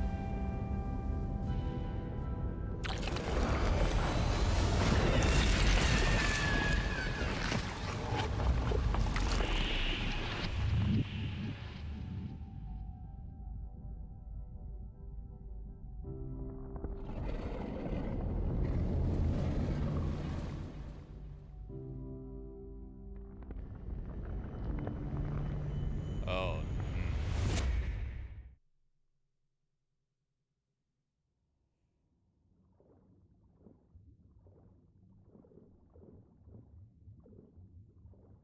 I can move. Cannot do anything else but move.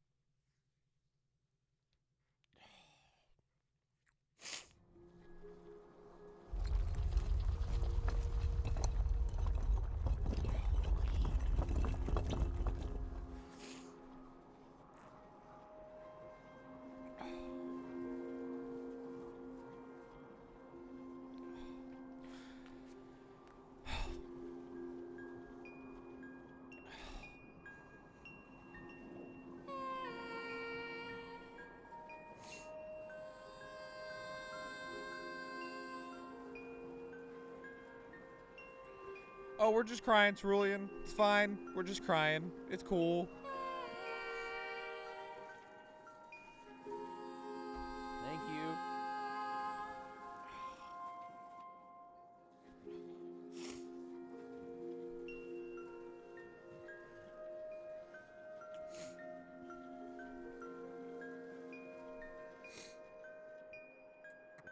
I'm not crying. You are. Yeah, I'm crying. I'm not even ashamed to admit it. I'm freaking crying. I tried not to. I tried real hard. It didn't work.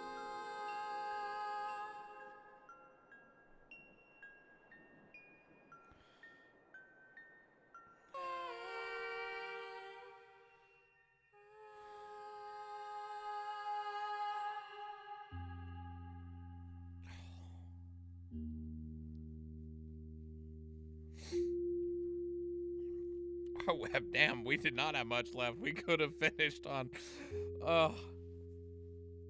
Tuesday, but that's okay.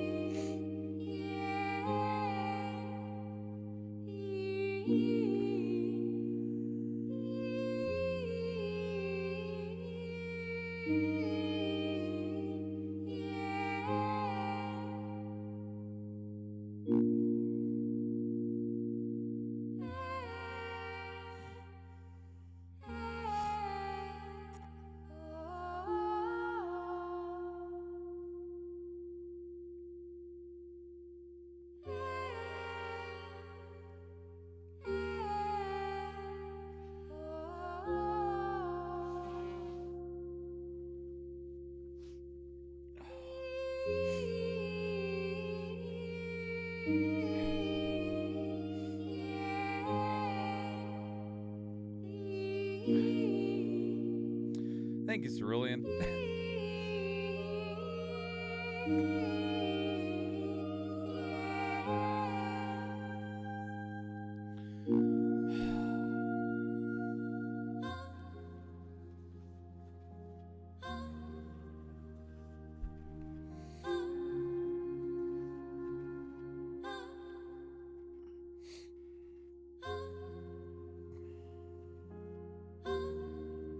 Oh, man.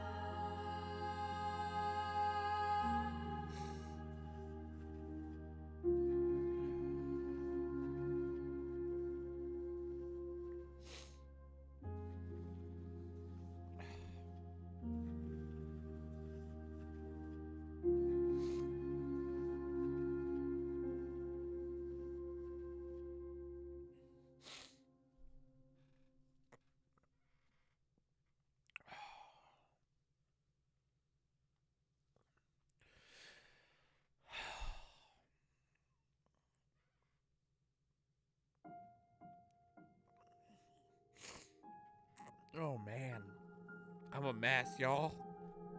I'm a mess.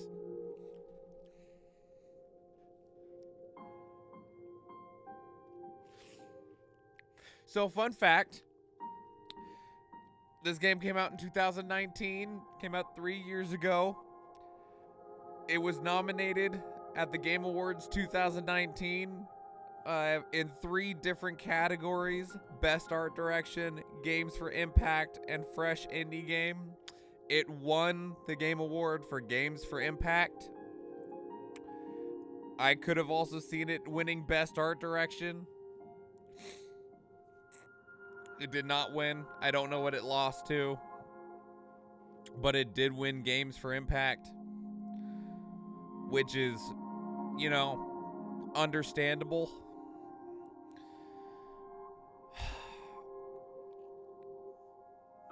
And as people have already said, not a single word. Not a single word.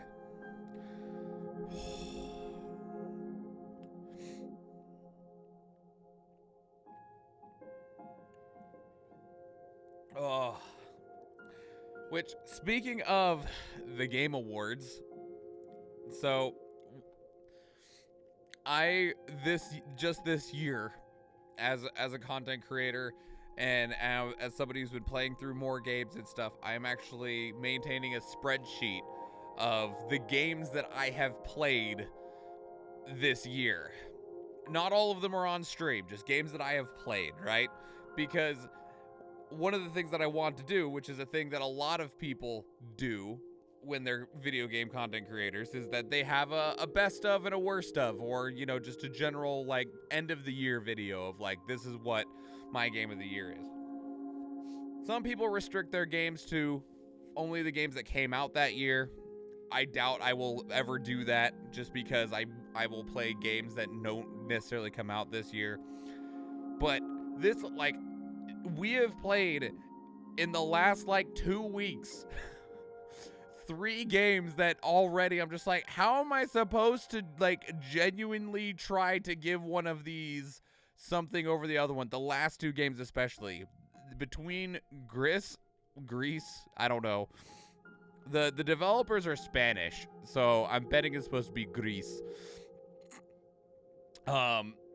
And between this and Hellblade Senua's Sacrifice, how am I supposed to be like, oh yeah, this was my game of the year? Fuck me, man.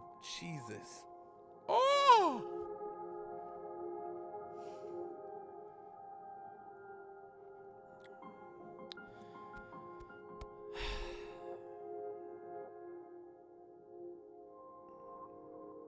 And that doesn't include everything else I've played. Imagine judging them. Oh, God.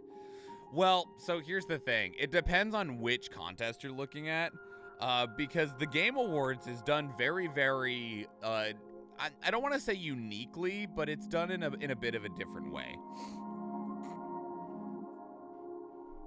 In terms of how the winners are chosen. But in a general sense, absolutely yes. Oh, God. I was gonna...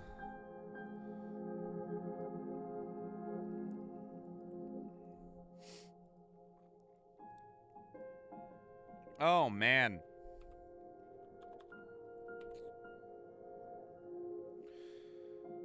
Imagine judging them and never having played them. That's basically what I'm trying to do right now. Oh, I get what you mean. Judging them without having played them. Oh, fuck, I don't know. I don't know if I could.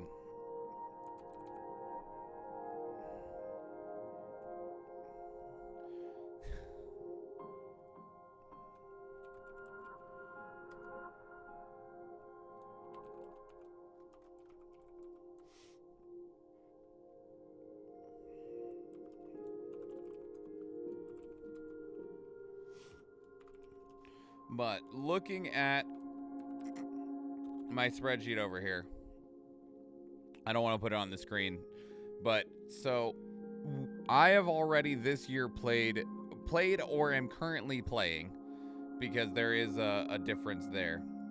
Because I got a couple in progress games. Like, we have AI, the Somnium Files Nirvana initiative that me and Athena are playing on Fridays. I'm still playing Xenoblade Chronicles 2. Then they'd probably end up adding Xenoblade Chronicles 3 to this list. I'm also playing Disco Elysium, which is another game that actually came out in 2019 and won a shitload of awards. It won 4 different awards back in 2019, Disco Elysium did. What all did it win? It won Best Narrative, Best Independent Game, Best Role-Playing Game, and Best Fresh Indie Game. Was Disco Elysium. Oh, man. But there are 28 games already on this list, and it's only July, y'all. It's only July. Oh, shit. Shit.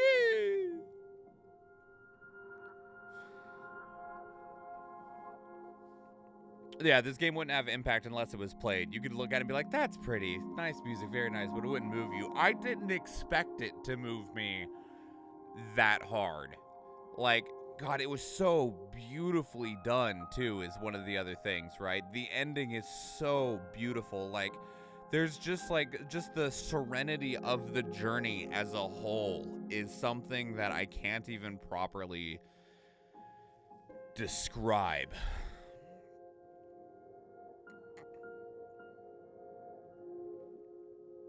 I was trying not to. I was like, man, that's powerful. And then I lost. Oh, those dams broke. Those dams broke. They did not hold up. All right, who's ready to just chill for a little while? Ooh, I thought we were gonna chill. Are you sure? No, I don't want to start a new game. I wanted to exit. Oh, man. Who's ready to just chill? I thought we were going to chill playing Gris. I was wrong. I was fucking wrong. I was really wrong. I was really, really wrong. Jesus Christ. Oh, God.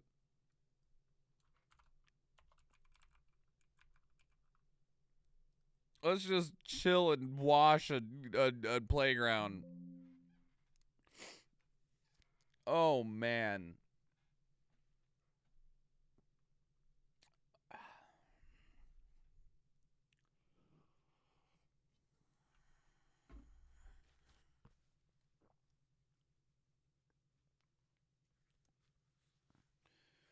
Oh.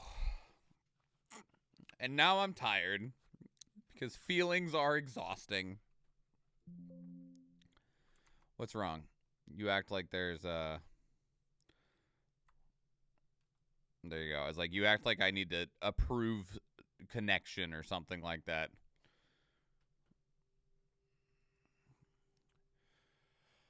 Oh.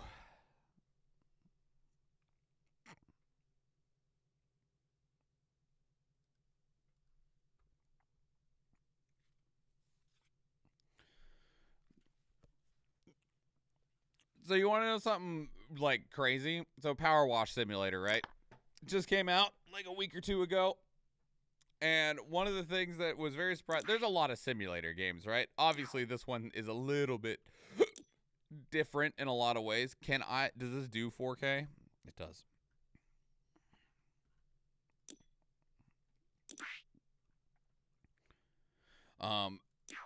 You've probably seen like Farming Simulator and stuff like that, right? Power Wash Simulator was made partially because of Reddit, because there's a very popular subreddit called our Power Wash Porn or Power Washing Porn, because it's very satisfying to watch someone do power washing, right? You're just like, man, that's good. I like that. Look how you do, making those nice clean lines. And the other thing is the game was actually published by Square Enix, of all people. Oh, man. Great news. Finally found a van for you at the auctions under your budget. Don't freak out when you see it. It looks like it's been dredged from the bottom of a lake, but that's a good thing. It meant no one else bid on it. They missed out. Underneath that hideous layer of gunk is your perfect workhorse. Engine's a dream, no rust, there's even equipment in the back. Just needs a good hosing down and you're in business. You'll certainly earn your pressure washing stripes getting this thing clean. Oh, God. Okay, what do we got? Washer, toggle washer, switch nozzle, rotate, aim, jump. All right, and then we have select extension, select nozzle, select soap, raise lower tablet, show dirt, walk, sprint, stand, crouch, prone, rotate equipment.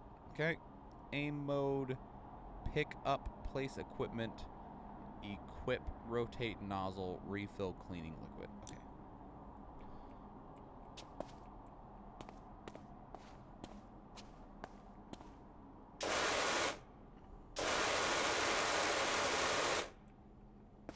And we got different nozzles. Oh, we got like a jet, a medium, and a wide. All right.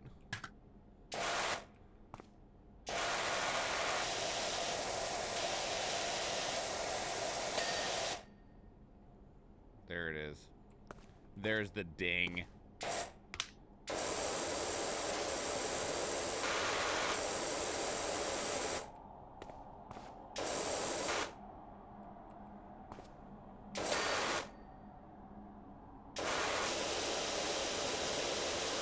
Oh, Lord.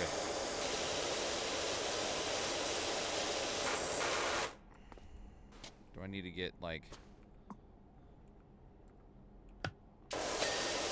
Yes. Yes.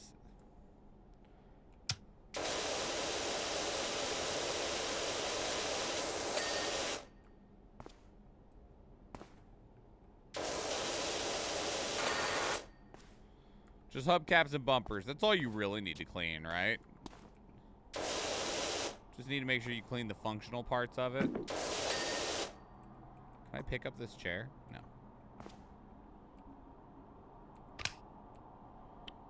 Oh, there's more in here.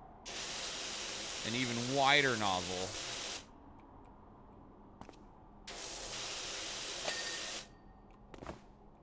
Holy shit, my bro can jump.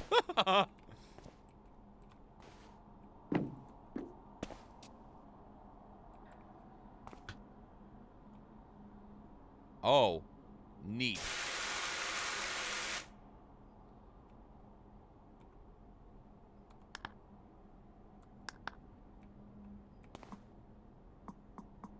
I have no liquid, no soap. My starter power washer.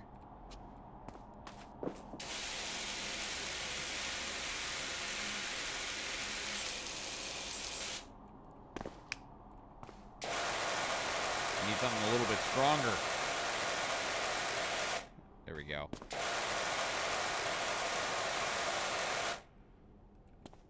Right? Broken jump. Bro, you're a god. Why are you doing power washing?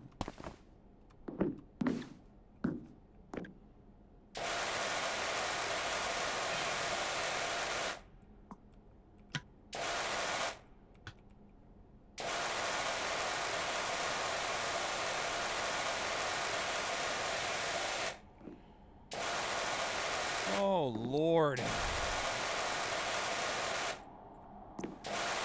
You know, I even mentioned Athena, like, I'm going to turn this game down just a little bit. I even mentioned Athena when I was trying to pick what game we were going to play. I was like, yeah, apparently this game will make you cry. I now see why. Jesus. I didn't realize how it was going to make me cry. That was rude.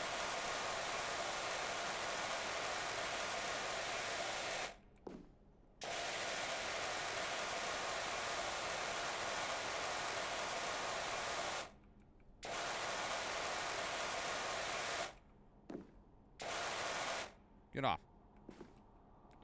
Success? I would say so, yeah. I would say it was a success.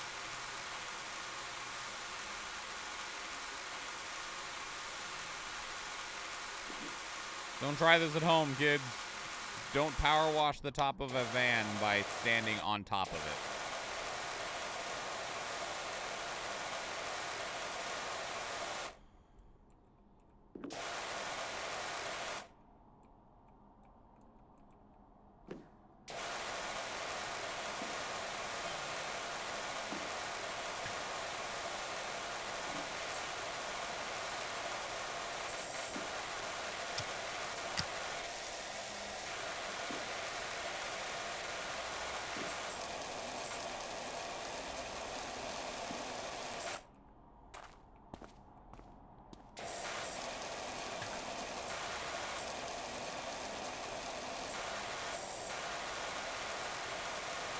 It's alright, I don't have to meet OSHA regulations if I'm in my own garage, right?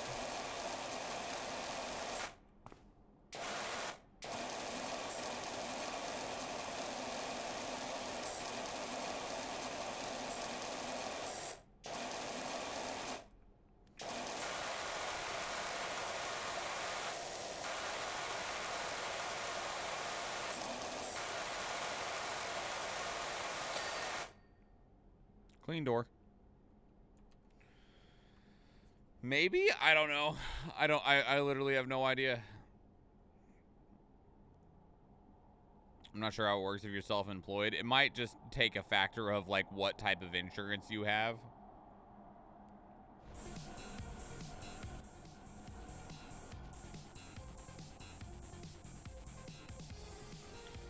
Oh, sweet lordy lord.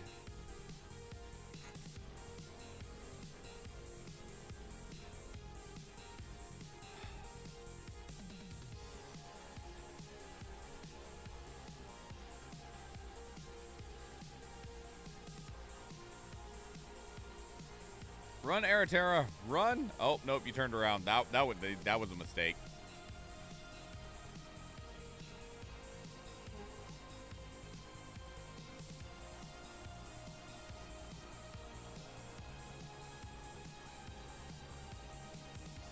Oh, man. That game was so beautiful. In, like, every way. Man. 2 packs of 10 gold and 1 vampire. Any of which can be used for 420 channel points. Both skills go into Pink Poltergeist, followed by Refistal. FXMA tying with most skills. Most assists go into Athena Latina, followed by FXMA. Going random on the scroll and the golden 5. Oh, man. Oh, man. Athena wants that fangy boy. You got it. Grant the rewards. Narek and Eritrea with the gold. Back to the map.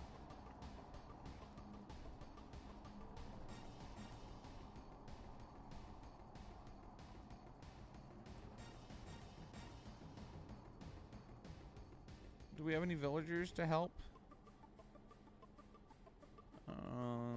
I don't actually see any. Place your units, everybody. Gonna leave the music on. I'm gonna turn Power Washer Simulator down a little bit.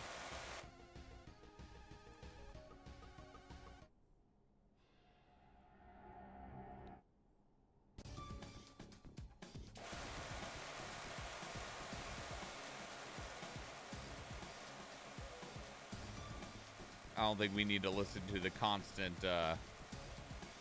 spray of the water, right? Wonder if I can actually just like turn the water even quieter.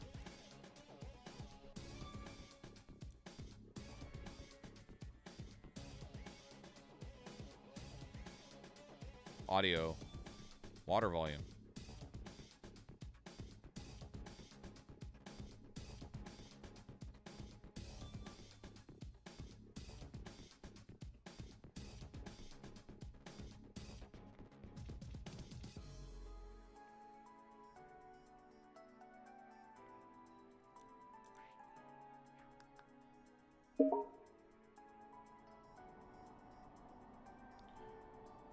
Because we still want that ding, right?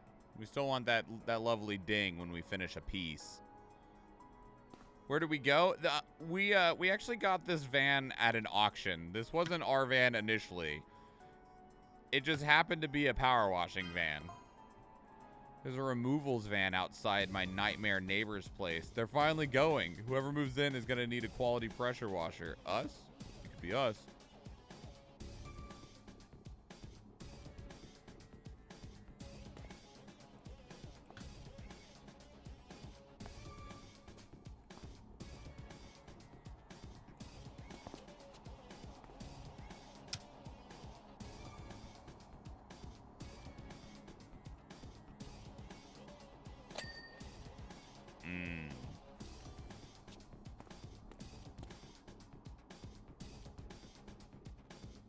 The guy that bought it for us even said it looked like it got pulled out of a lake.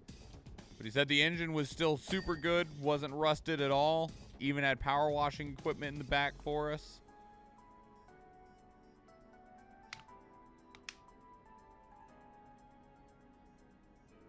Really gotta get the dirt off of the edges of the window.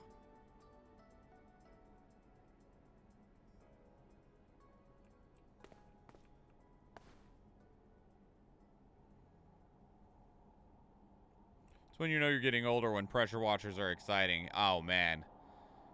It's all about those pressure washers, you know? I mean, I could definitely see the appeal of having one.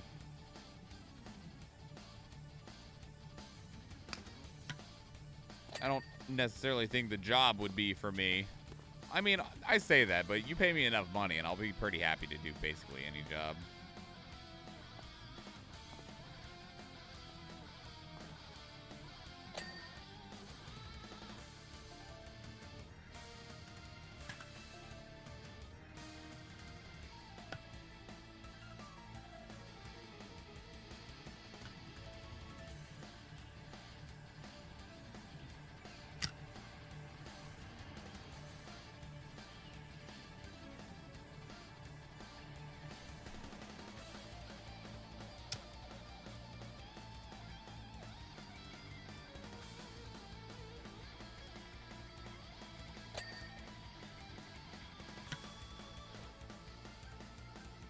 You won't be happy per se. I mean, most of the time work is just a means to an end for me. I would definitely rather get paid to like do something I enjoy. I mean, like basically like what I'm doing right now. Well, maybe not playing Power Wash Simulator specifically, but creating content for people to enjoy and stuff like that.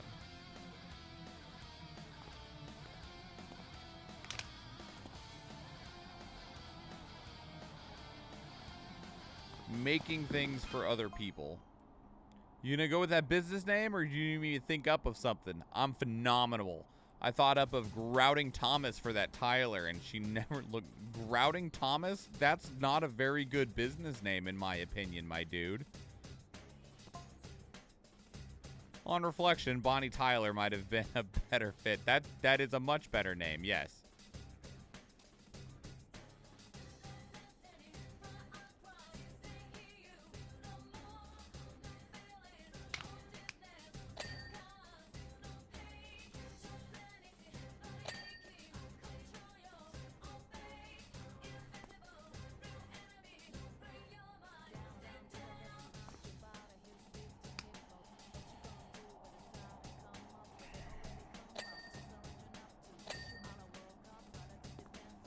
Interesting. It doesn't actually require you to get every speck of dirt off, just like 99%, and then it goes, yeah, all right, I think you got it.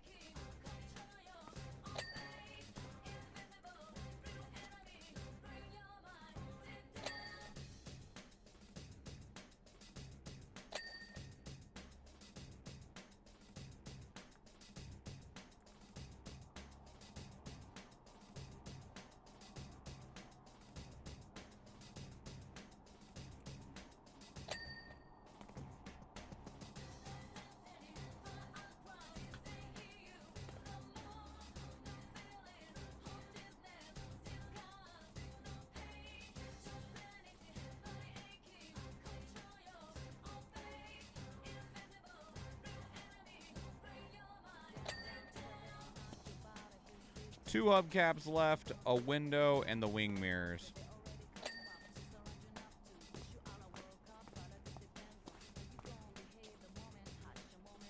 It's probably good. Don't need people raging about missing one speck of dirt.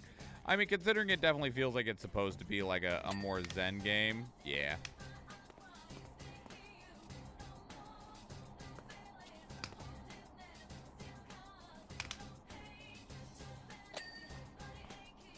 I'm missing one window.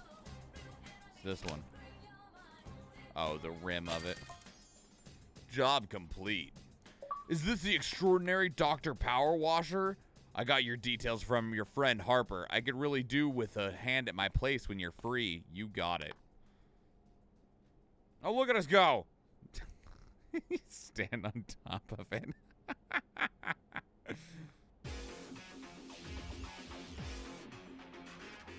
What made you decide to play this one? I'd seen a lot of good things about it, and I wanted to pick something that if we never played it again, it wouldn't be a big deal. Because I didn't know how much of Gris was left, so I didn't want to like try to find something that might fit within a time frame. Hey Doc, I hope you liked the challenge, because I'm pretty sure I've got the dirtiest backyard you've ever seen. It's not me bragging, by the way. I had nothing to do with it. I've just moved back to town for a bit to help my folks. We were both down to the last knee and rented what I thought was a great little place. Should have questioned why there weren't any garden pics in the ad. They must have bred rhinos here or something. Anyway, my girls are itching to get out there, and I don't want them still itching when they get back inside, so please do your thing.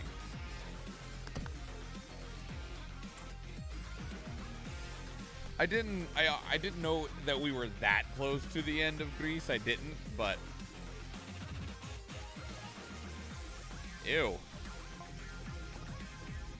Funnily enough, my first girlfriend, Florine Perez, used to live here back in the day. Oh, yeah? Is that not weird for you? Sorry, I wouldn't want to live at a place that my ex-girlfriend lived at. Even if we were on good terms, just, I wouldn't wanna.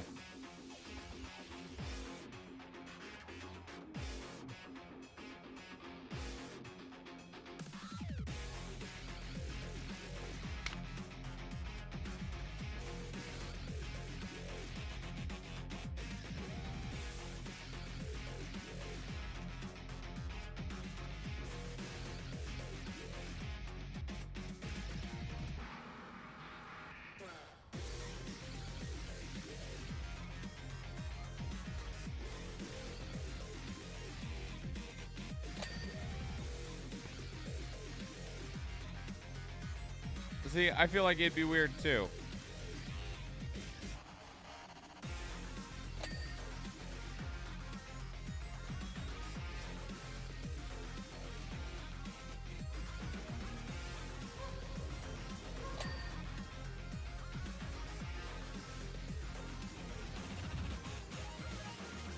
And like, can you imagine the like let's say you have a new girlfriend, right?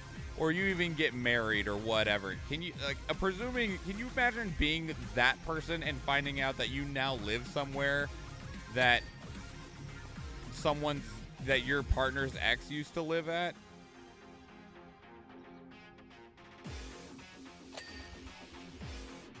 Like, moving into it would just be weird.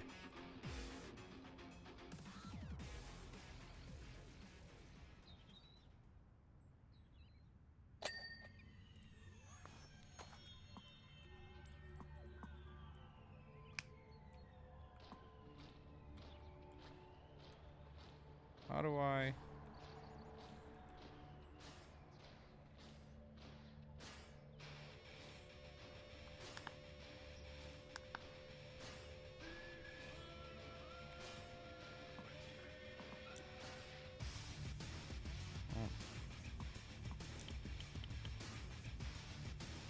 How did I pull up the little radial menu before?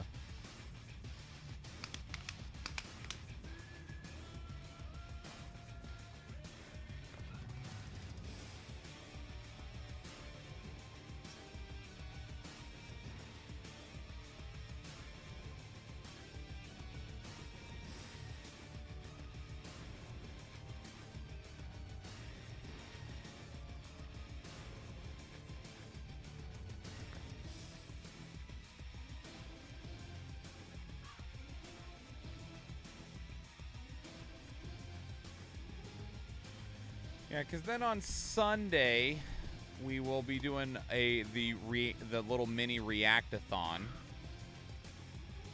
And then I get the pleasure of editing all of it.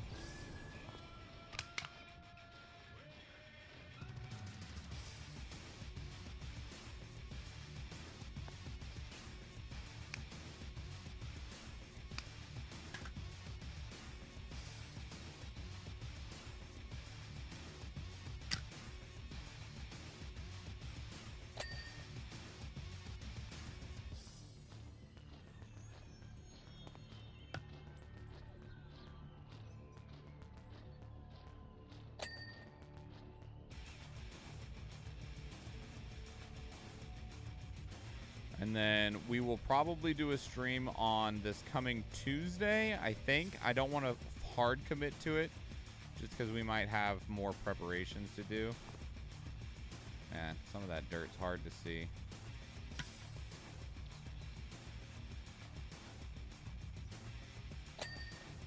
And like that, it's magically gone.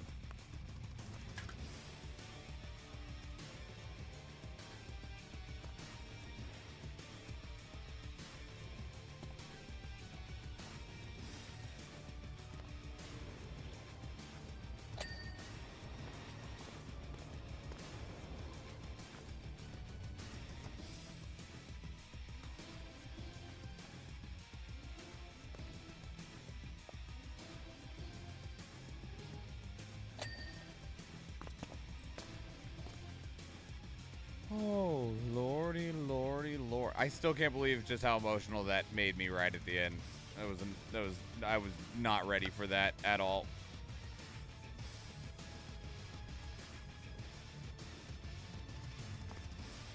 I do still want to play some of the other games that were on both of the votes, because this vote had, the vote that had Gris on it had Papers, Please, Madison, and the game that got like no votes, and because it got no votes, my brain has blocked it out.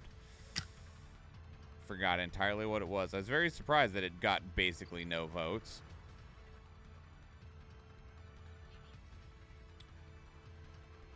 Man, I don't remember what it was. I remember also being interested in it, but damn, do I not remember its name all of a sudden.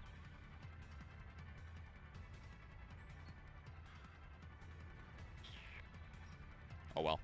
And then on the vote that led to us playing Parasite Eve, still have Observation. That's it. Thank you, Fee. There was Spyro, the first Spyro game, Dino Crisis, and Castlevania Symphony of the Night. I'll admit, part of me expected Castlevania to win on that initial vote there. Did I just fall in the water? No.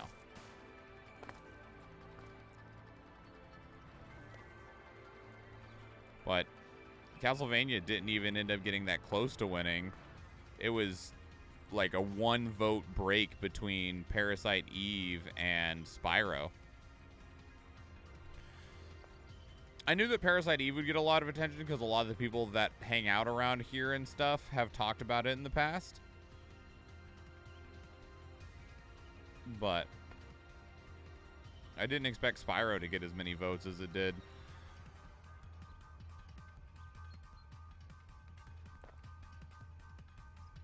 I know that Spyro is a very beloved game, but I also didn't think it'd be a game that people are like, oh man, you need to play Spyro.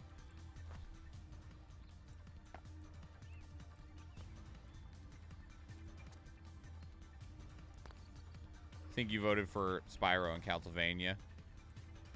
Yeah, the one that I didn't expect to win was Dino Crisis.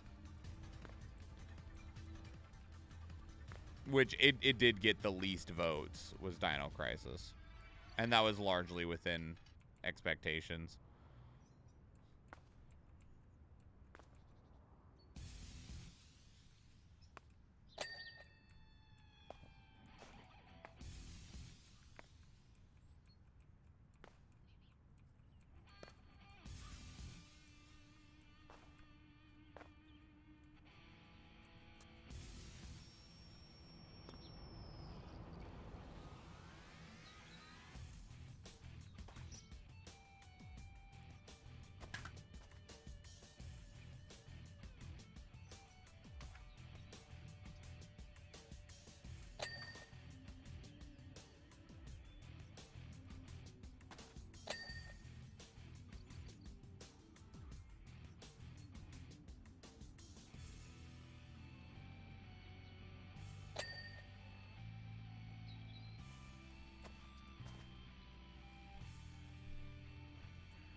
Yeah, the harder part is with some of those is finding games that fit within the time frame of actually trying to finish them within a single stream.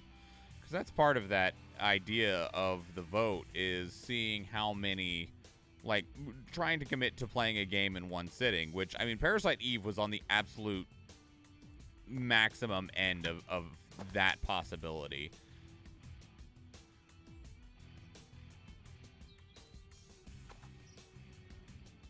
Because it did take us 12 hours to get through. Now, I do still do stream raiders, and I try to take an appropriate number of breaks for myself.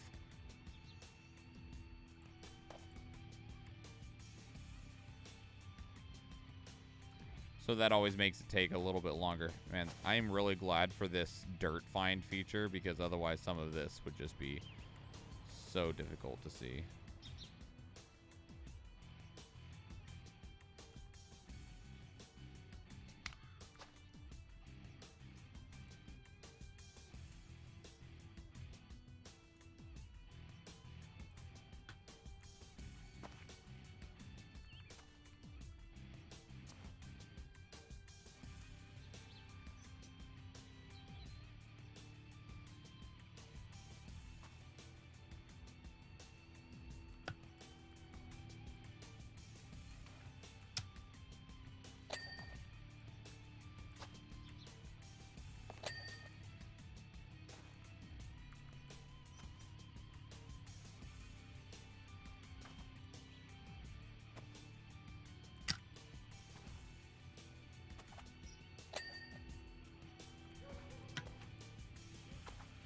Nice.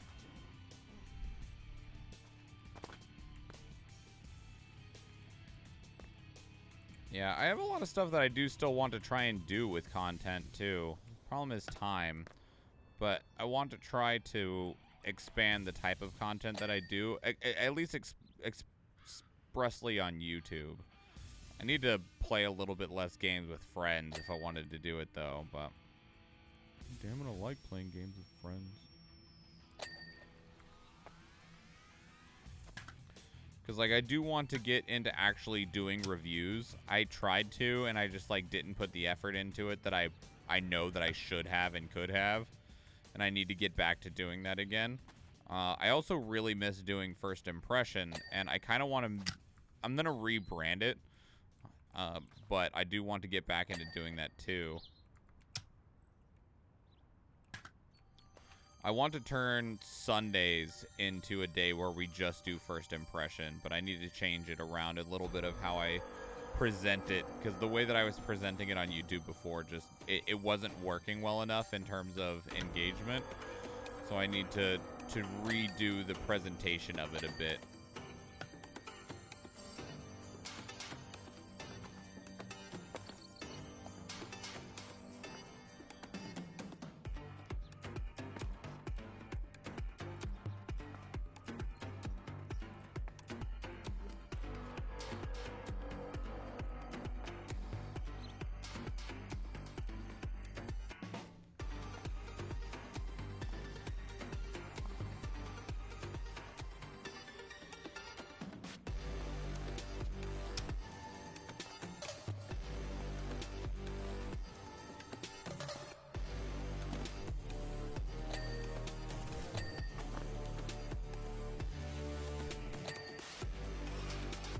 So, like, real talk, what happened in here?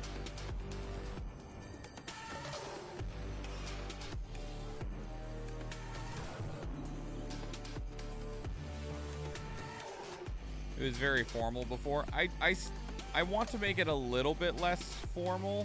I also want to make it a little bit shorter. The way that I want to start doing First Impression, one, instead of calling it First Impression, I as much as I like the, like, bluntness of that name, it just doesn't work in terms of discoverability. I think what I'll rename it to is Swan Dive, to still go with the idea of my general, like, swan theme, and we're taking a swan dive into a new game.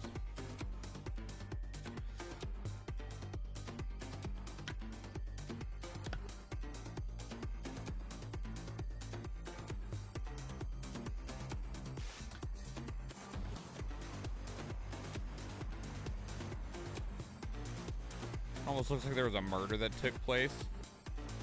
Number one rule of power washing, don't ask how it got dirty. Yeah, you probably don't want to know. You're probably right, Athena.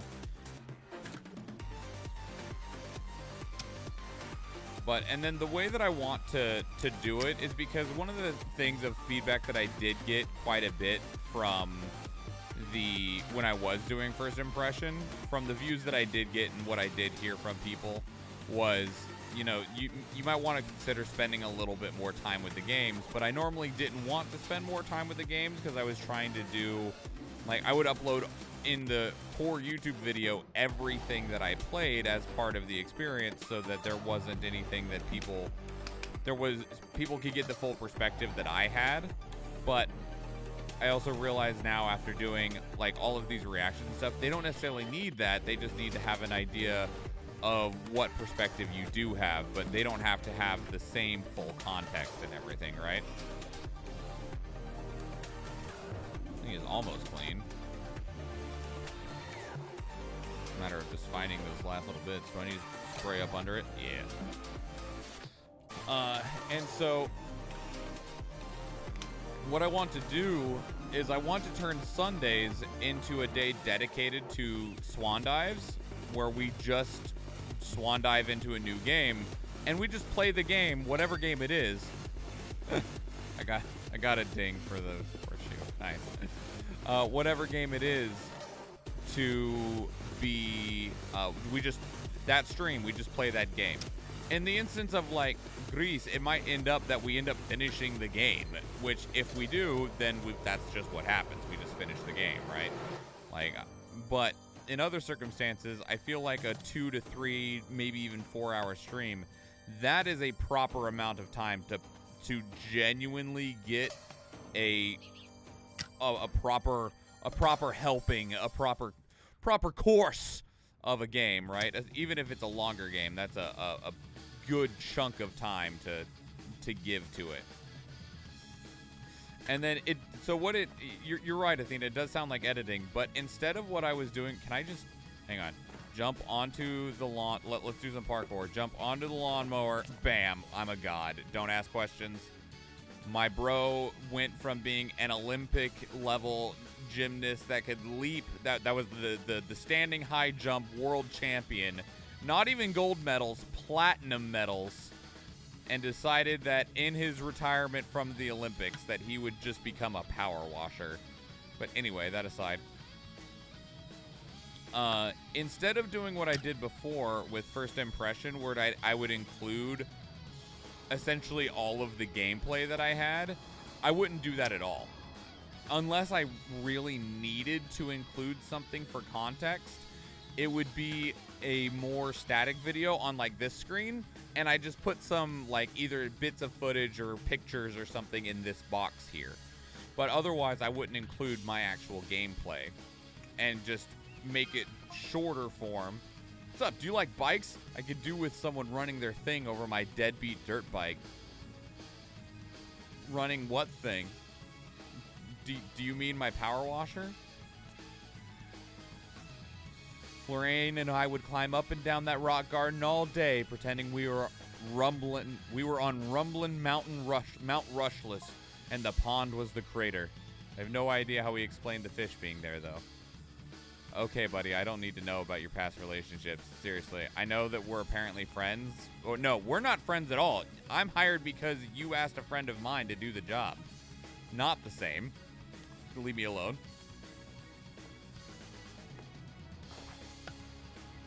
But anyway, what I was saying is that I would do a more just like shorter form presentation of thoughts and impressions and feelings on it. Include some footage or visuals in that box over there, and then just present that. And if people want to watch the actual gameplay portion of what we did a swan dive on, that's what the VOD's for, right? Like, they could just go watch the VOD. Since we do have that now. Because I didn't have that when we were doing first impression before. We didn't have the VODs channel.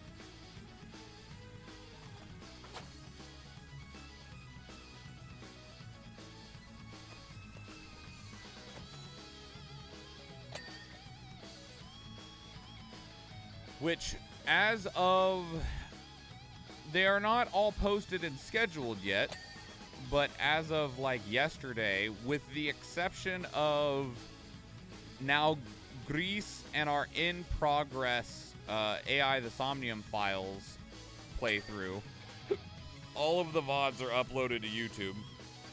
It'll take them another like 3 weeks or something to all be posted because I only have one go live a day. But they are all uploaded. Oh, with one other exception, which is the 24-hour stream, because YouTube will only let me upload up to 12-hour videos. I know. Only 12-hour videos. Disgusting, right? Man. Come on, YouTube. Holding the man down. How could you? That stupid bit aside. I tried to edit the 24-hour stream, and it just fucking wouldn't let me. So I'm going to have to try again at another point. Like, I tried to, and then, like, the rendering of it failed. So I'll just have to try again at another point in time.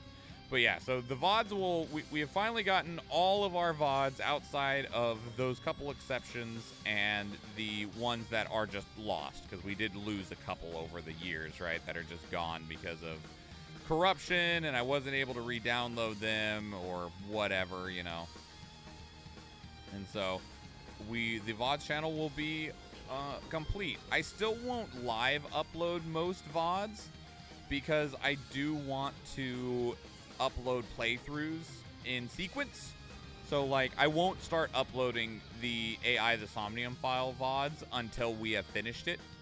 And then once we have finished it, I will upload all of them so that they just go up one after the other. But I won't have that limitation with Swan Dive, with the exception of if I decide to play through the game entirely after diving into it, which I'm sure will happen from time to time. This decoration, oh, I need to get underneath it. Yeah. Sebastian. Oh my god, look at all those wonderful people. We'll just go fast. Yeah, let's go fast. And thank you, Athena. It was a lot of work. It was an insane amount of work to get all of those VODs ready and online and uploaded and posted and scheduled with, oh my god. Like, it'll be significantly less work now that it's done, but fuck.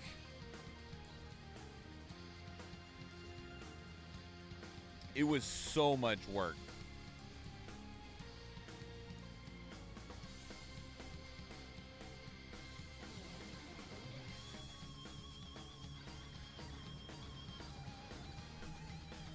Two packs of 3 warriors, 20 gold, and 1 bomber, any of which can be yours for 420 channel points. Most kills going to Alexis Machine, followed by myself. Most assists going to FXMA 006, followed by myself. Going random on the scrolls and the gold in 5.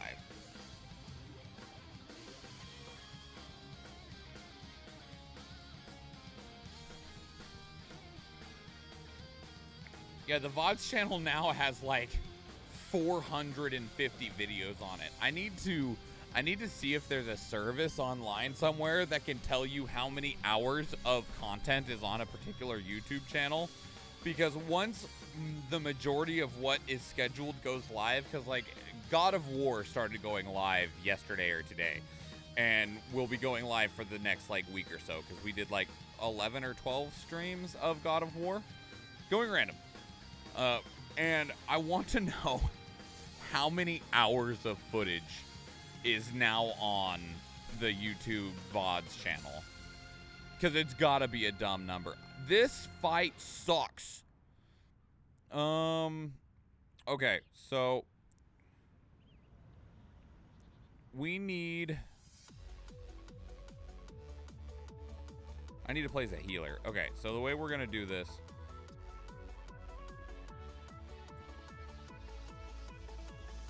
gonna head off for the night. Take care, Fee. Thank you so much for being here. I appreciate it a lot.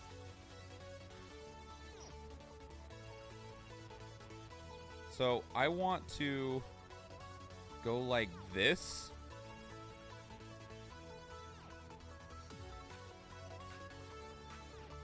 And then everyone else is back here. like that. But I need a couple of rogues up front so that Shooty McShootface's first shot doesn't hit the pack. It needs to hit something else.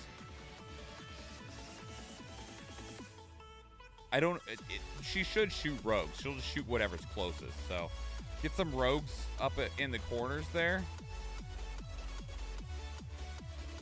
Maybe if I go like this, it'll draw better attention to them. Just to waste that first shot, because the thing that keeps us losing is her first shot turns everything she hits into a chest, which is cool, but it normally means that your entire freaking army gets turned into a chest, and that's awful.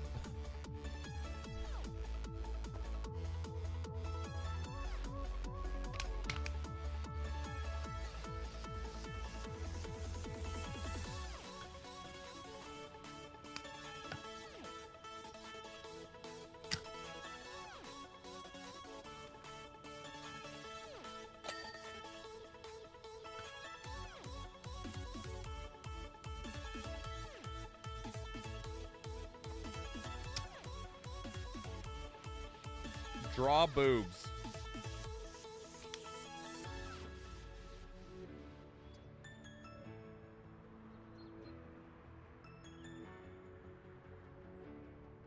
Oh shit, I fucked those up.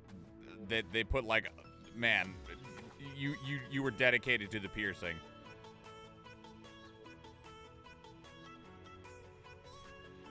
There you go.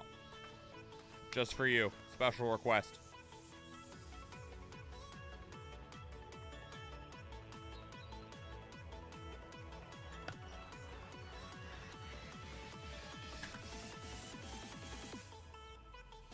Worst plastic surgeon ever. I'm a power washer. What do you want from me?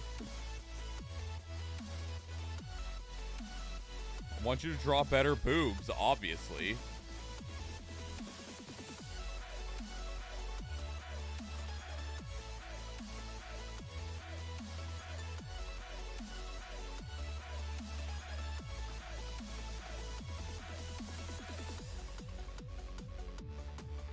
Boobs ain't even clean. I mean, come on.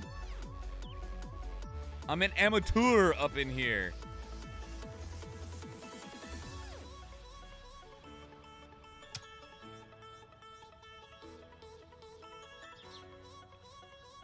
How are you, real? Did you play through Live Alive yet?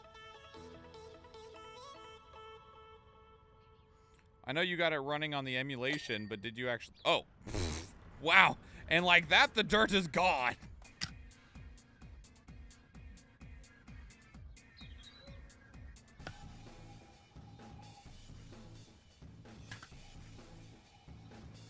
But did you actually play it any at all yet, real? Gonna start up in a few weeks when I'm on vacation. Nice. What are you playing right now then?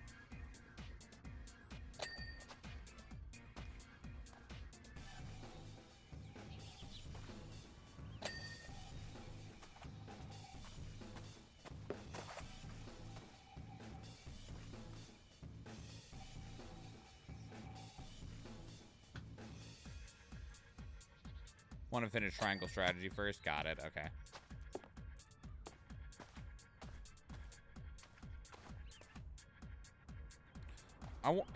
I love how everything in here is filthy as all get out, but somehow the grass is perfectly clean.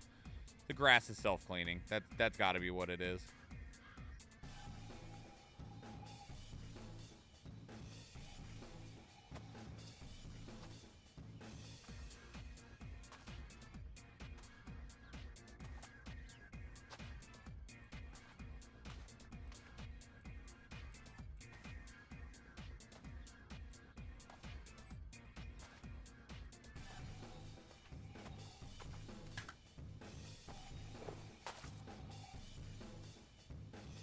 Gonna make this kid's toy car sopping wet.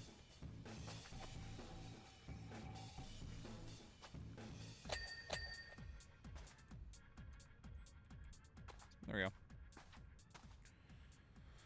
How long is triangle strategy? I mean, I'm sure you could make the game really long, just given the type of game that it is, but how much time do you think you've put into it? And I know how long Skies of Arcadia is. How are you planning on doing everything in Skies of Arcadia? Like, are you gonna get all of the crew members and find all of the landmarks? Is that what they call them? I forget what they're called in that game. The discoveries? I can't remember what they're called.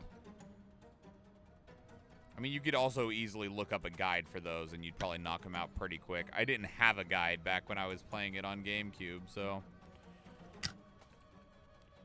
Already did all of the discoveries and crew members? Okay. Did you look them up?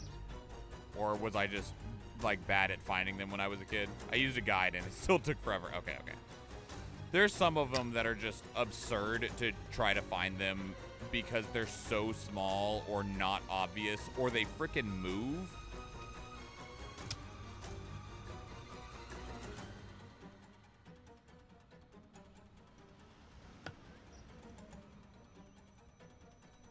The fact that some of them move is just like there's one that's like an asteroid that like flies around super fast. Or they have weird hit detection. Yeah, some of them really do. You're like, I swear I'm on top of it. My compass is going crazy. Why am I not? I'm mashing the button. Nothing's happening. Somebody help me.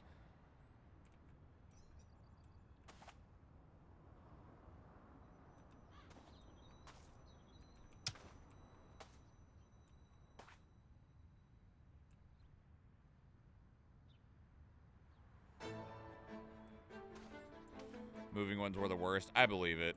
I was amazed even as a kid that I found as many of them that I did. Just because of the way that some of them are. There's also definitely some that you stumble upon by like complete accident. You're just flying around and your compass starts to go crazy. You're like, oh, I guess there's something here. And then there's some that don't have any visual indicator at all.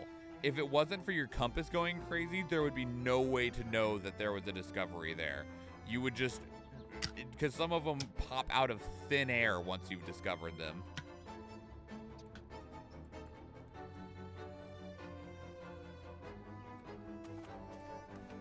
Wonder if some of the issues were GameCube related. I mean, it easily could be.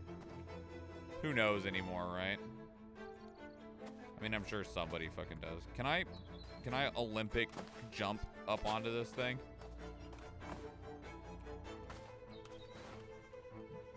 Jump, Olympic man!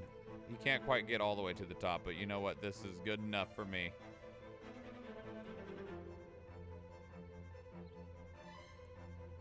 Oh, that didn't quite keep me up there. That's all right. This works.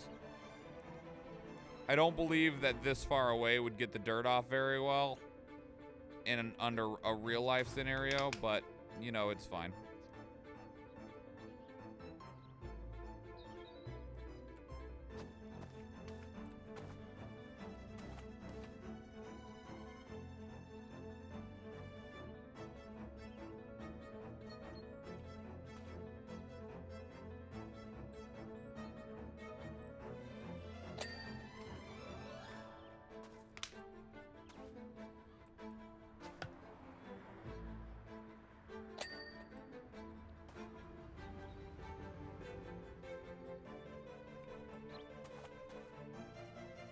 Like, there's no way I was hitting that trellis from there.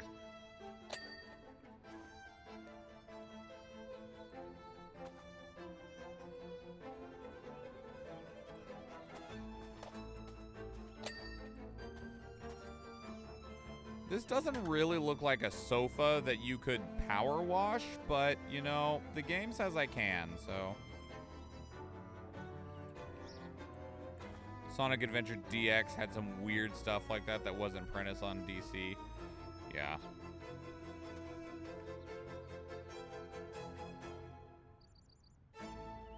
Hey, Monster Tank, welcome in. Zamoody! Zamoody raided in with those 12 viewers. Welcome in. It's a huge raid. Hello, welcome, raiders. Show Sheepy! It's so lovely to see your face. I hope you're well. A wizard is never late, nor is he early.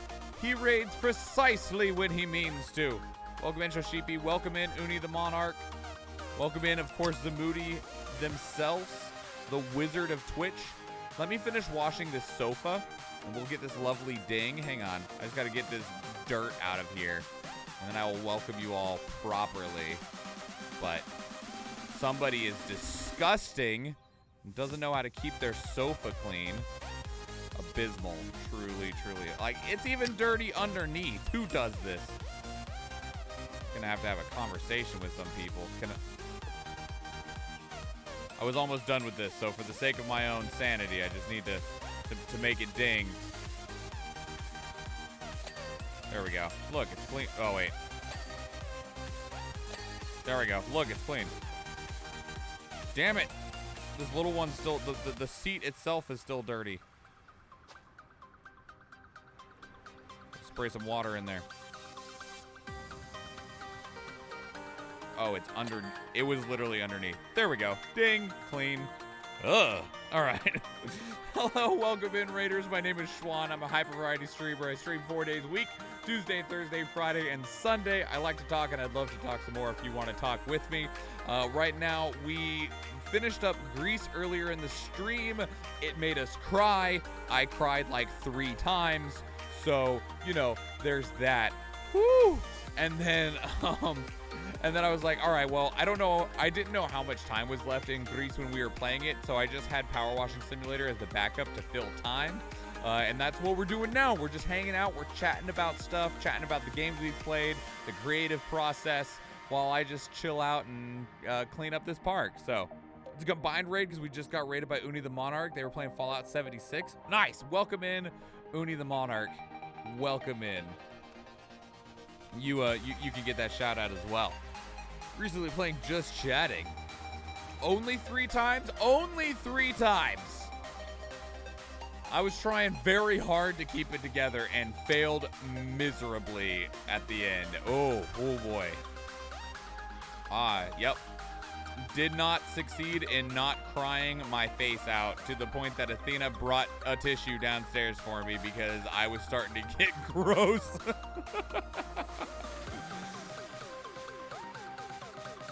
But Zamudi with more 7 Days to Die. How is 7 Days to Die treating you? How goes your challenge? Because you had a particular challenge that you were working on, right? You were on like a higher difficulty and trying to get to the final tier. How has that been faring? Those are amateur crying numbers. Hey, for a are you speaking from personal experience with Gris, or are you just talking in a general sense? Because for a like practically 4-hour long game that has not a single word spoken in it at all, I'd say making me cry 3 times in a matter of like 10 minutes is actually pretty damn good.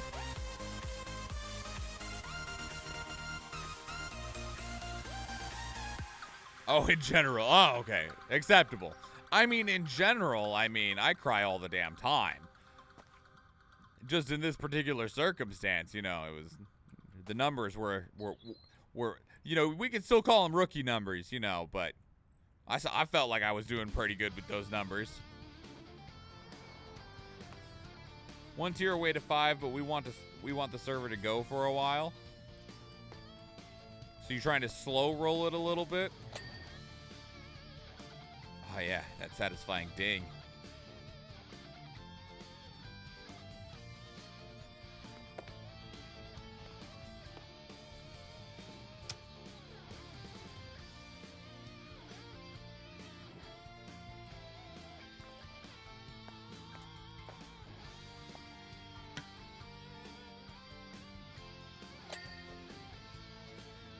I like when you get a ding on something that you didn't know you were gonna get a ding on, like the ground just then. I was just like, yeah, I'm just trying to clean up this grill, and it was like, oh, you clean up the floor. Hey Doc, bumped you in the park garden. You definitely need. Hey Doc, bumped into you in the park garden. Okay, probably just another job that's available. Ow. Perhaps I'm a fan of building stuff, so making stuff to survive the hordes is fun. Oh man, yeah, me and some friends went to some pretty late days, and the hordes could definitely start to get pretty insane. Once you start to get like demolishers and stuff, the game can get pretty nutso.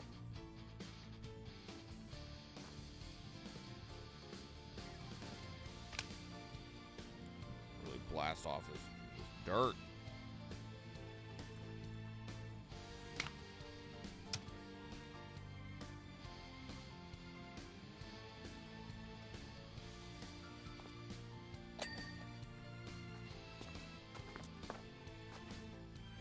Fun game though. I was really glad when they added the tier 0 pipe pistols and stuff, because that really helped progression feel a lot more natural.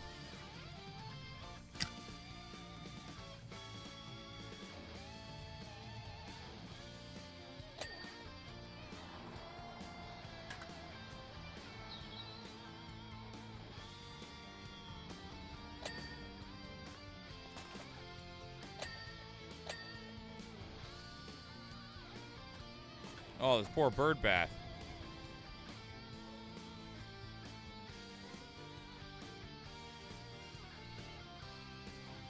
And you need the Monarch. How is Fallout 76 treating you?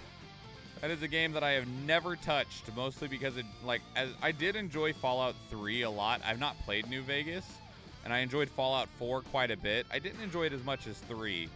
I really enjoyed Fallout 3, but obviously there was immense amounts of controversy around Fallout 76 as a video game. So hearing somebody that's playing it on purpose, not that I personally have anything against it outside of some of their monetization strategies, because I just kind of have something against most monetization strategies in general. How has it been?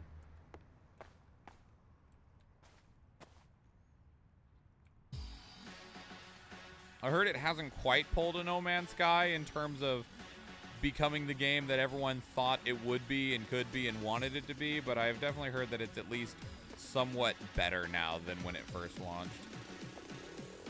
Alpha 21 is really going to change the learning system. Oh, have they announced some details on Alpha 21?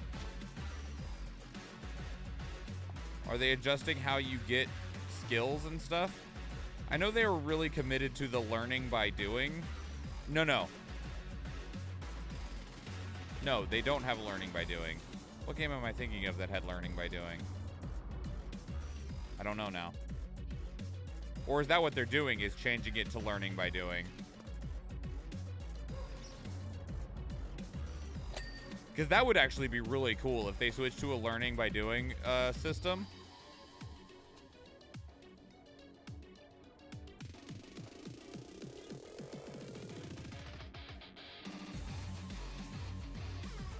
They had it around release 17. Oh, maybe that's what it is. They used to have it and now they don't.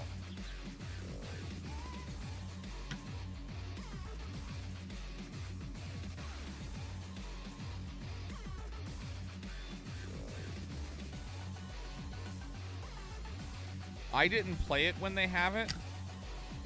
They didn't like people crafting 500 stone axes. I mean, I understand that, but I get why they don't like that, but I don't feel like people just spam upgrading boxes with materials is a whole lot better. Because, like, that's the thing. You get more experience from upgrading the shit you're building than you do from almost anything else. Like, you just go in, like, at night, go underground, dig your happy little mine heart away, and then go upgrade with all the materials you've dug, and you will get more experience than anyone doing anything else.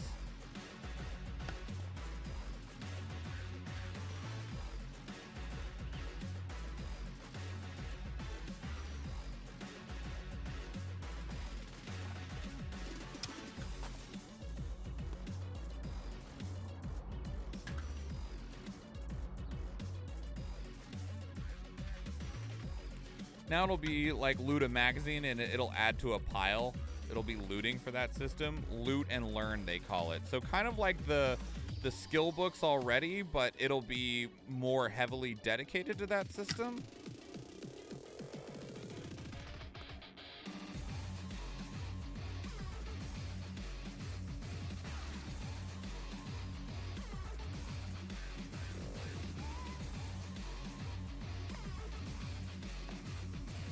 I'm missing just the smallest little bit of this rim somewhere. There it goes.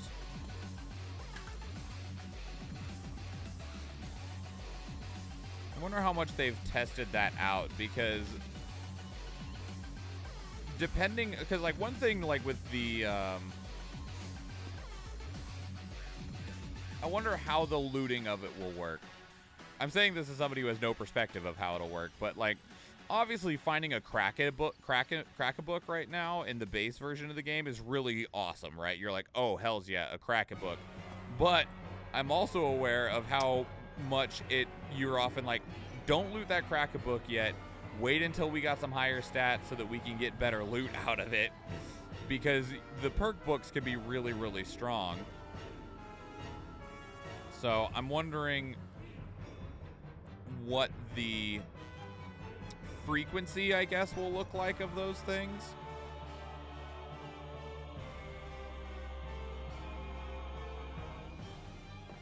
I'm sure there's water and dirt all up in between these rocks. It'd also be really frustrating to be like, oh man, I really need to learn how to, you know, to make a chemistry station, but I just can't find another intelligence book.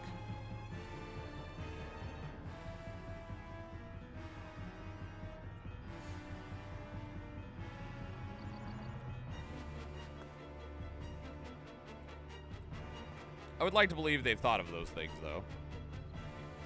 I would like to believe, anyway.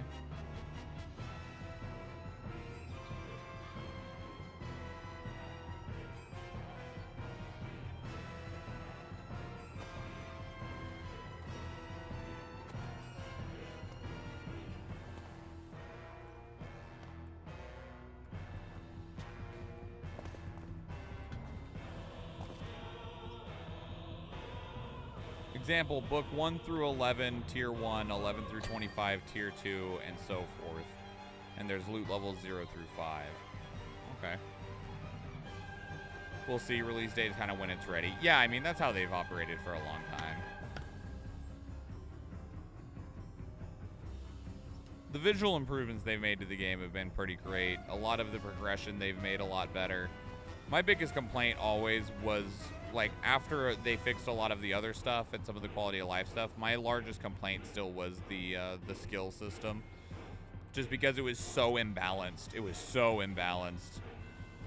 Strength was just overwhelmingly the best skill. You always needed to put some points into intelligence for the crafting stations. And then I think it was health or endurance or something. One of those was like just overwhelmingly next best, and then agility and perception were just like not very good. They had some things that were attractive, but not attractive enough to be willing to take points away from things like strength, endurance, health, and intelligence.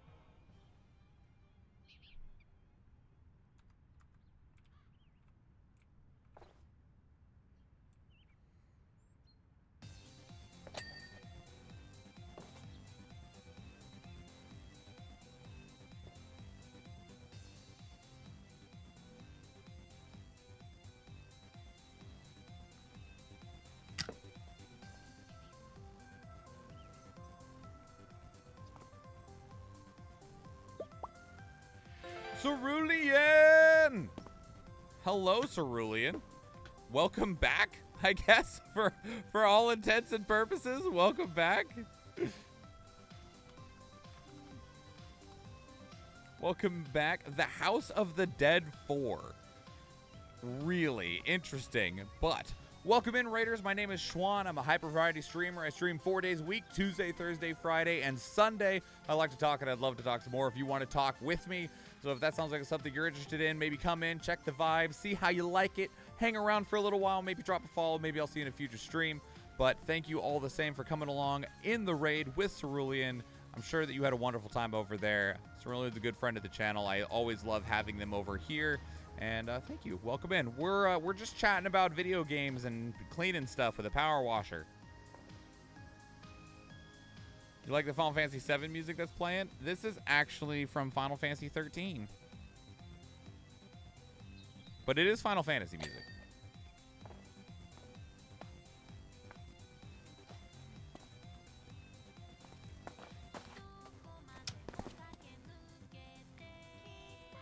It was a fun but super short stream. Could use another buddy to play the game with. What is the House of the Dead for? Is it just like a zombie shooter? Is it like a horde shooter? Kind of like Call of Duty Zombies, but, you know, not Call of Duty Zombies.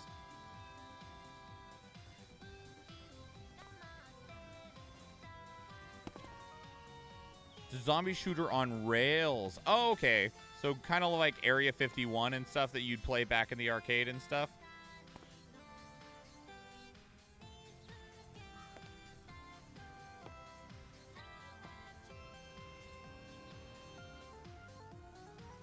Yep, like Area 51. Okay. Those games are a lot of fun.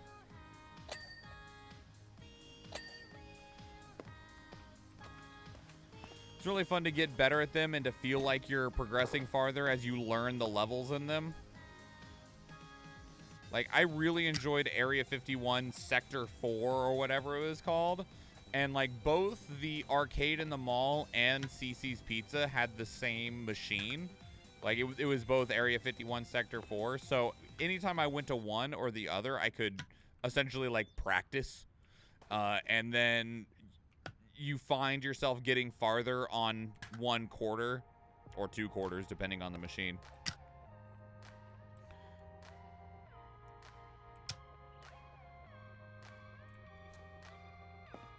As you learn where the enemies are, where you need to shoot sooner. Is this the Dirt Finder General? Got your details from a certain Harper Shaw, as there is an alleged dirt problem at the local playground. Oh, man. Sounds serious. I saw my dream RV at the auctions, all creamy with a toffee pie on, like a toffee pie on wheels. Harper, that's weird.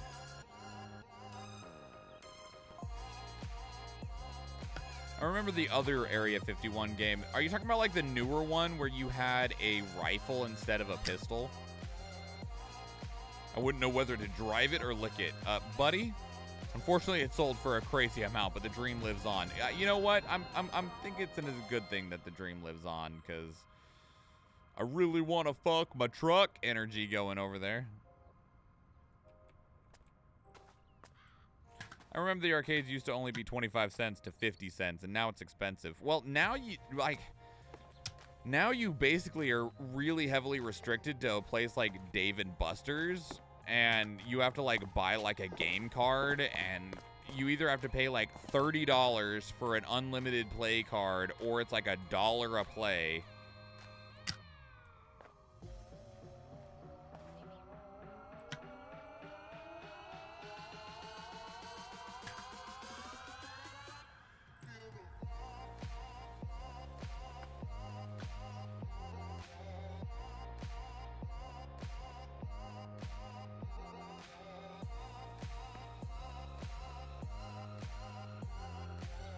I had a blister on my right middle finger, though. From what? Like, from today? From playing Cerulean, or from something else? Maybe even $1.50. I mean, some of the games are like $3 or $5 or shit. Like, there's... Now, mind you, they're like much larger, more grandiose experiences than the 50-cent plays that we had back then. Like, I know the Dave & Buster's up here. It's called like the TIE Fighter experience or something like that. You get in this giant pod that like rumbles and rotates around, and like as you like turn the TIE Fighter, your chair inside the pod freaking turns and stuff like that. Like, it's a pretty elaborate thing, but it's legitimately like $5 a play, and I'm like, holy God, Jesus Christ. I do believe, at least at the local Dave & Buster's here, that the unlimited game card does work on that machine. All right, we're gonna go fast with the rogue in hopes that they get shot.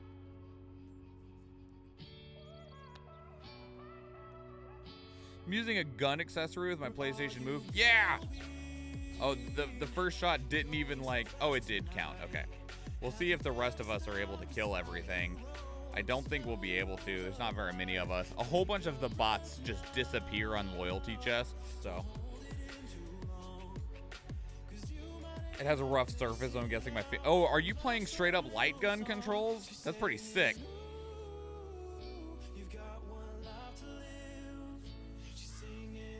The new gimmick of the 4th game is shaking the gun controller. Oh, we're getting murdered.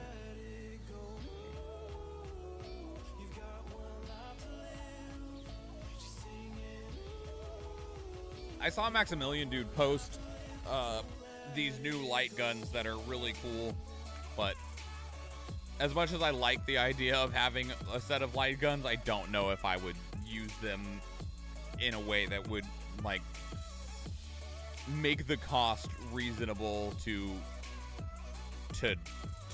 spend.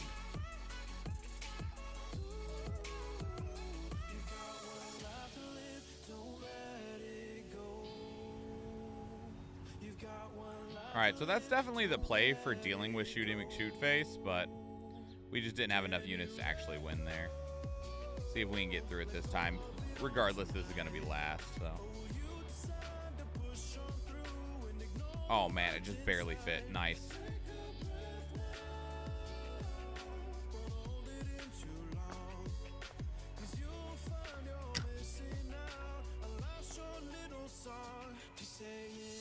That's totally what she said.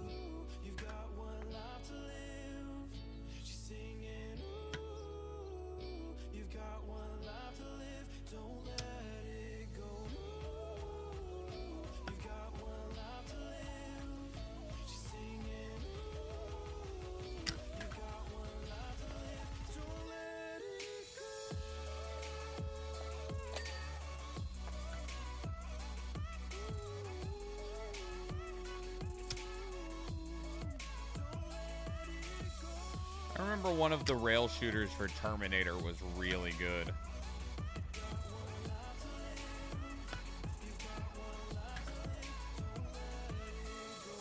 I wonder how many rail shooters are actually available.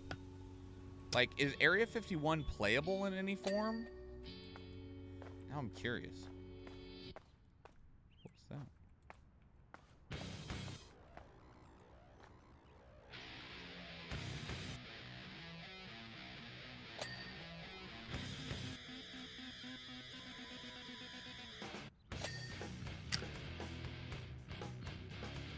Area 51 is available for PS1, so it's not available. That's what that sounded like to me just now. Oh, hello. There's a salad under there? Okay.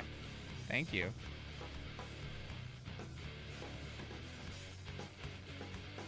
Okay, thank you for the warning. I got food, y'all. You want to see it? Look at that thing that just dropped off in front of me. It's beautimous. Look at that. That's gorgeous. You can use a light gun or worse, the PlayStation 1 controller.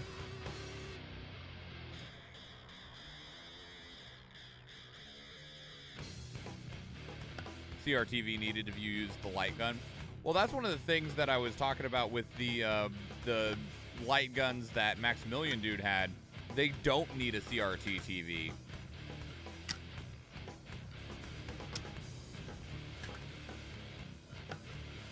I'd have to look up what they were.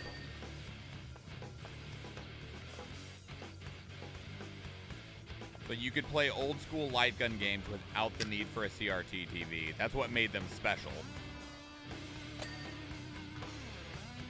It's also what made them expensive, though, so there's that.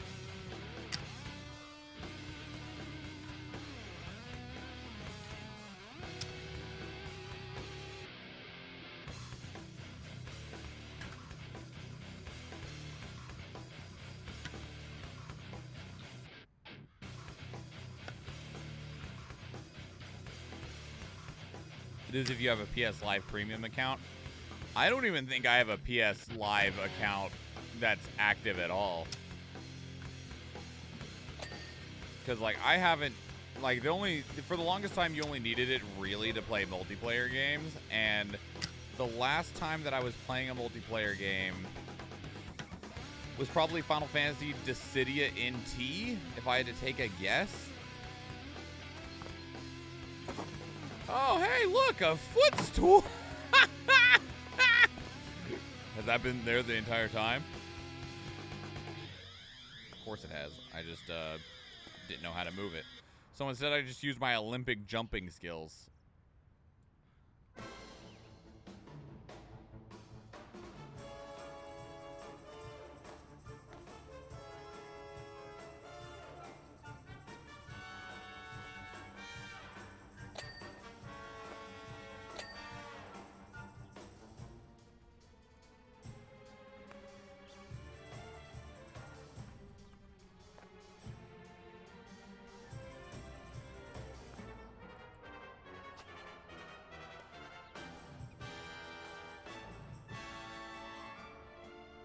There's still just barely enough dirt. There he is. Poor dog's food bowl is dirty. Here you go, Fido.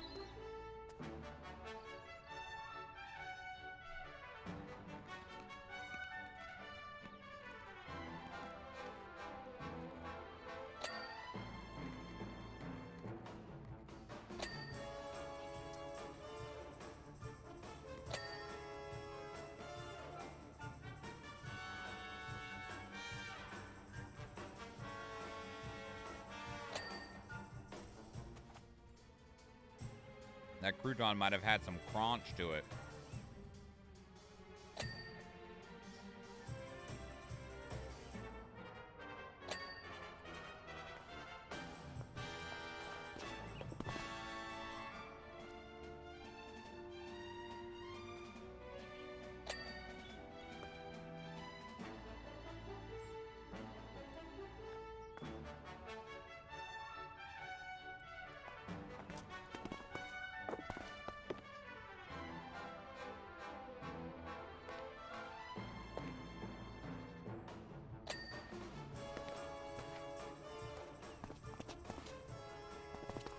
Cool backyard, though. It's a really nice backyard.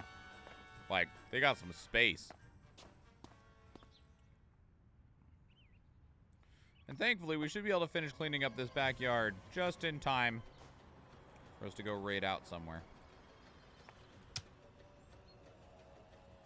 It's my goal, anyway.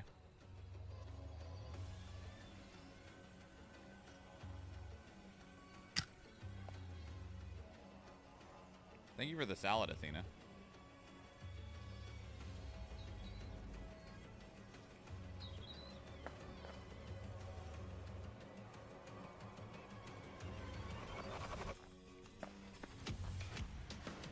Who needs a step stool when you can just jump on top of it?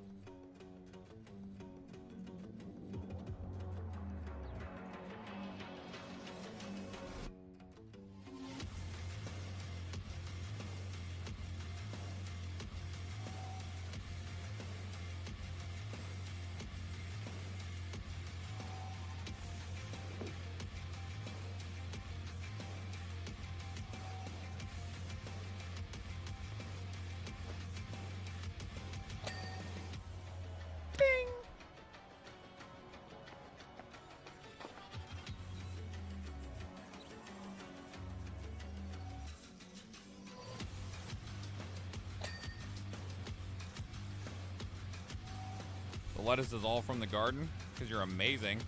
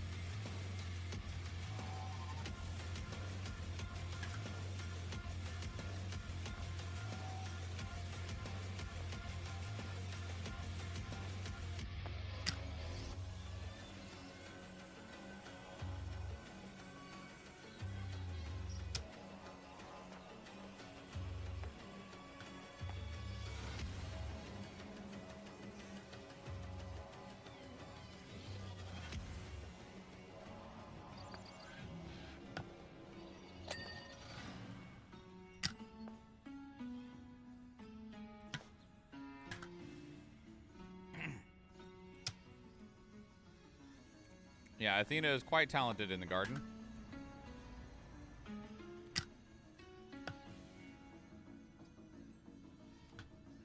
The green kids do like her. Can I grab the chair?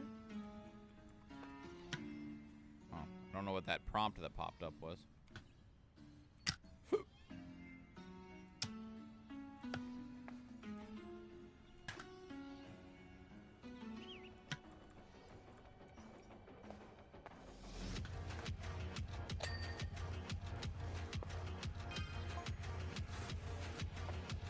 you're almost done? I am.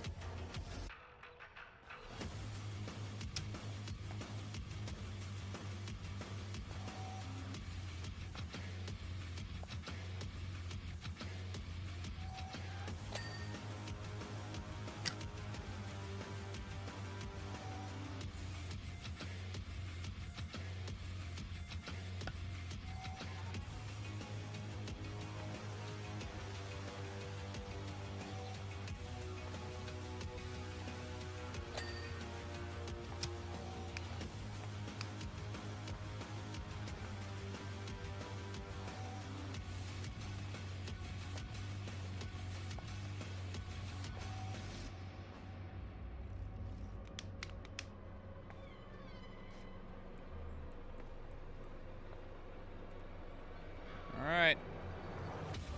I believe it's mostly just the big patio now.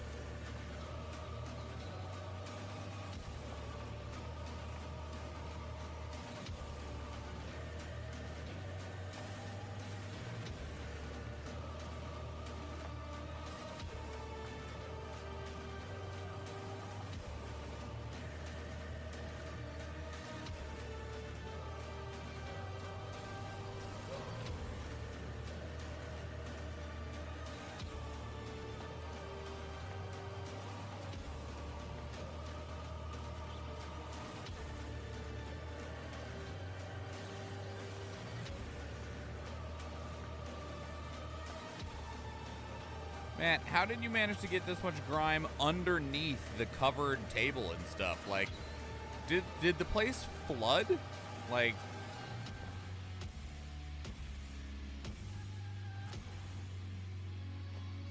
maybe that's what happened. Maybe this place flooded.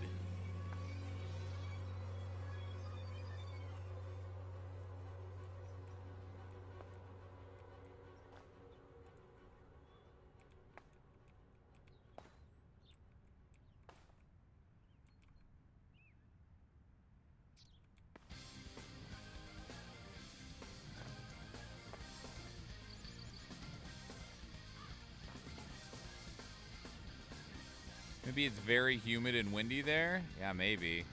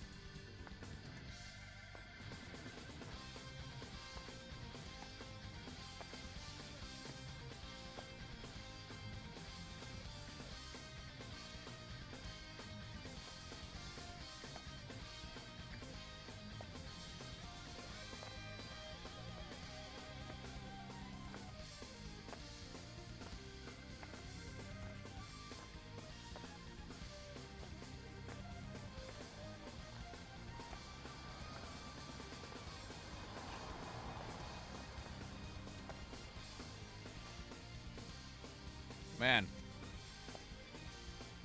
you can see the trail that people walked, and it's like, man, you guys just fucking knew it was nasty and just kept going anyway, huh? Like, whatever. People are gross.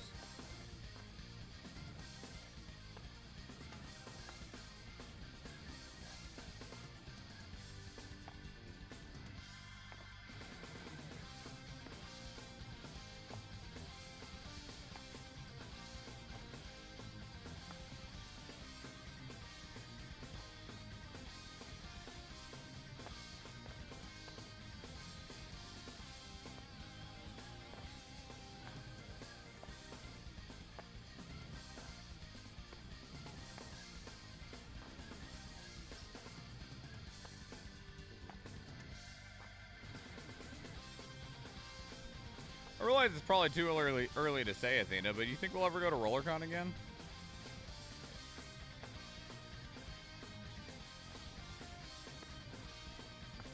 Like, obviously, we still don't really know what's happening with roller derby after the pandemic, but And obviously the pandemic is still fucking going despite people thinking otherwise.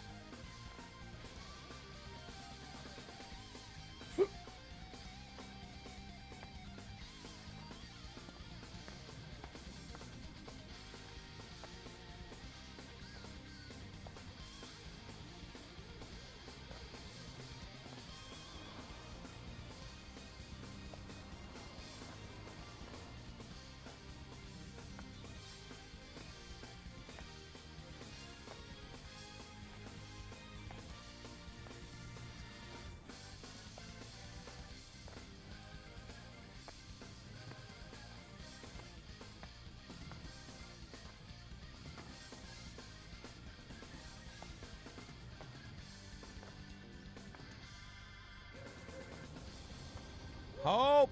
Hello. Yep. We finished up Gris earlier, and because I didn't know how much of that game was left, I knew we'd finish it during today's stream, but because I didn't know how much we had left, I had Power Wash Simulator in the background, just as like our backup to help finish stuff out. Look at this stallion! I know. Looking good. Mostly because we're power washing. Smelling good! Mostly because we're power washing. How are you, NVJ? I hope you're doing well. The man, the legend.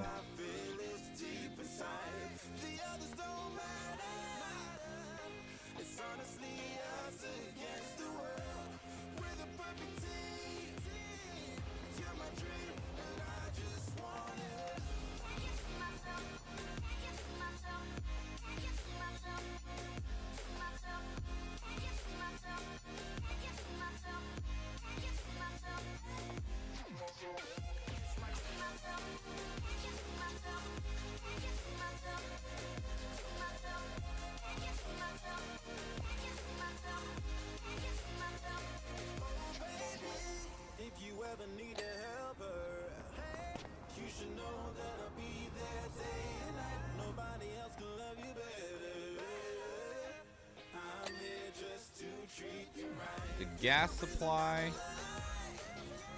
the lawnmower handle, and a fence post.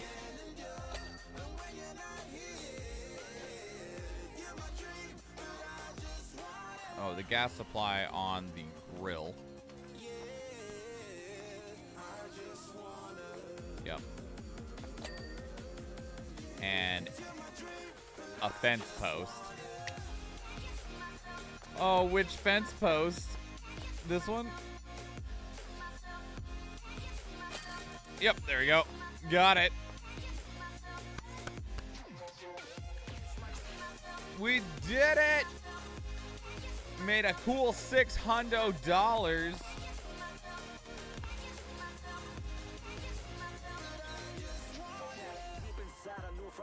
You my bunny, I'm your Clark. From now to eternity, I give you all my heart. We are meant to be, it's clear to see. My love is bigger than I thought. I got everything I want when I hold you with my arms. Now there's no matter, my love and my pleasure, the key to my treasure. Whatever's the weather, day up and now with you till I die. How many times for you I'ma try? Want you to notice the one and I know this perfect soulmate. I wanna show it my best friend. She saved my life, my happy end in hard times.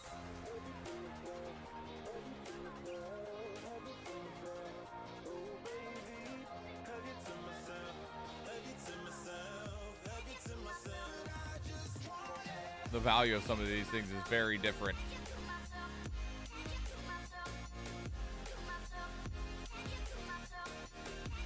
$600 is a lot of burritos. Damn right it is. Is this on Steam? I think so. But more importantly, Monster Tank, it is on Game Pass. So if you have Game Pass, you already have this game.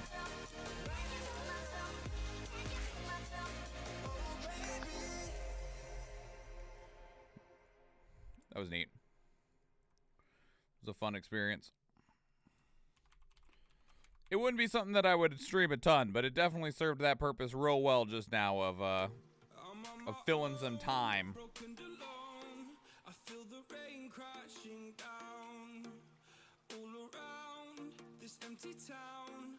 I'm searching for the lost and found, but you don't care, you're unaware. Keep moving like the scars aren't even there. It's in the air like a blazing flare. Uber Eats just dropped off burritos. What's up?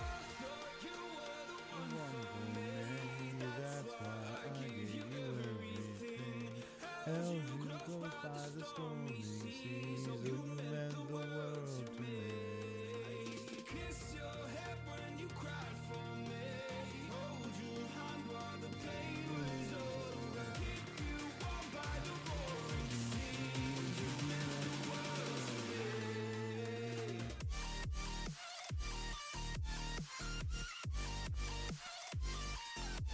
You still got some time to place in the battle, everybody. This is a loyalty scroll chest. It is your chance to get some, like, Athena got 30 Saint Scrolls in the last one of these, which is insanely amazing. I'm going to collect some of these rewards before Athena yells at me.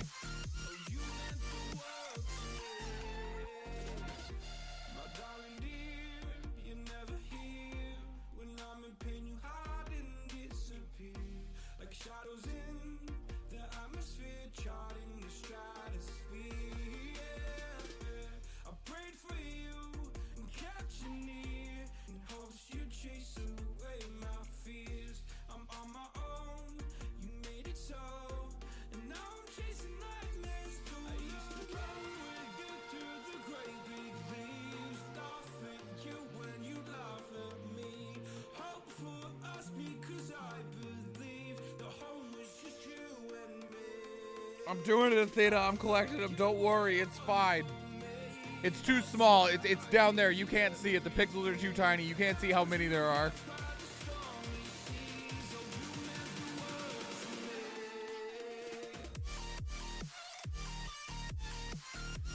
Man, chicken and steak burritos sound amazing. I have this delicious salad in front of me, but I gotta admit, chicken and steak burritos, fuck, that sounds good.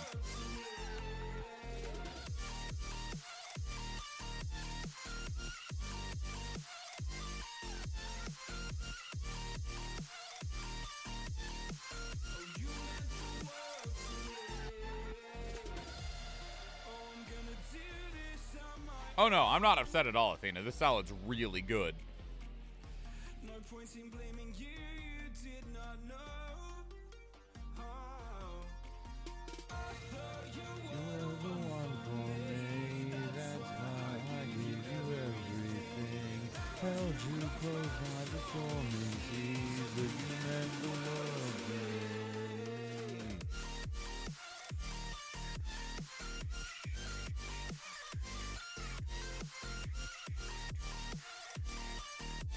Oh man, how many spell tomes do I have?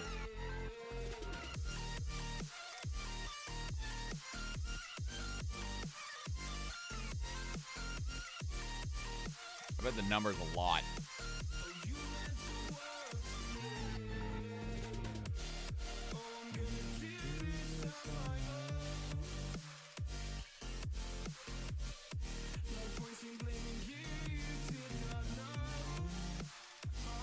Very close to ordering a pizza. I wouldn't have blamed you. But this is also great, so I'm not upset that you decided to not take the easy way out and just make a salad instead.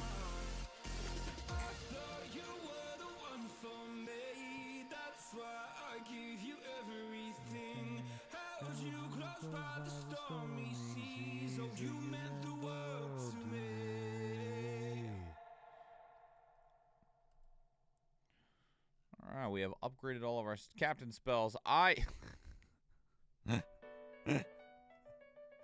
have 180 spell scrolls. Holy shit. I have way more than I thought I did. Holy crap.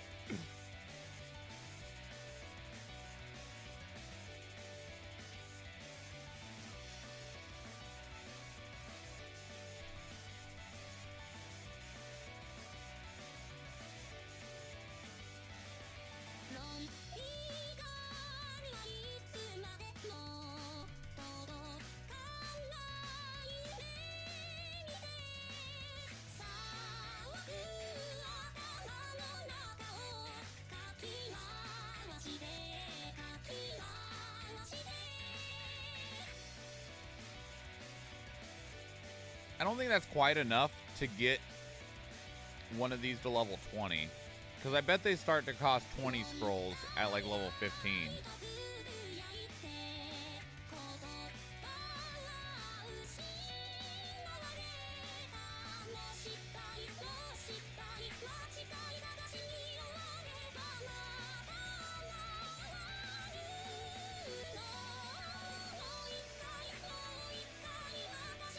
Glad you're enjoying the music, Monster Tank. Like Athena says, I handpick everything. This is my own playlist. Although I need to add some more songs to it.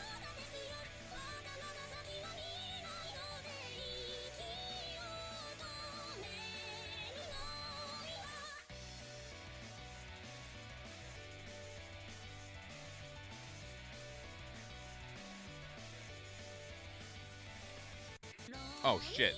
I did not do that the way that I wanted. Oh, well.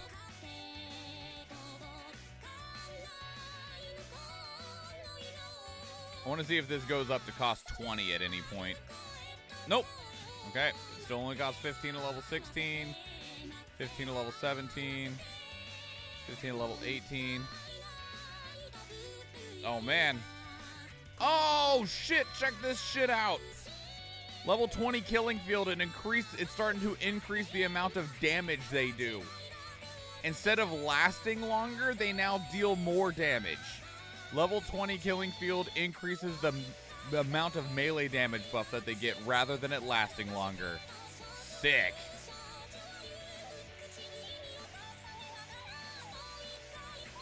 Neat. All right, we got level 20 killing field now, y'all, and they do take 20 spell tomes now.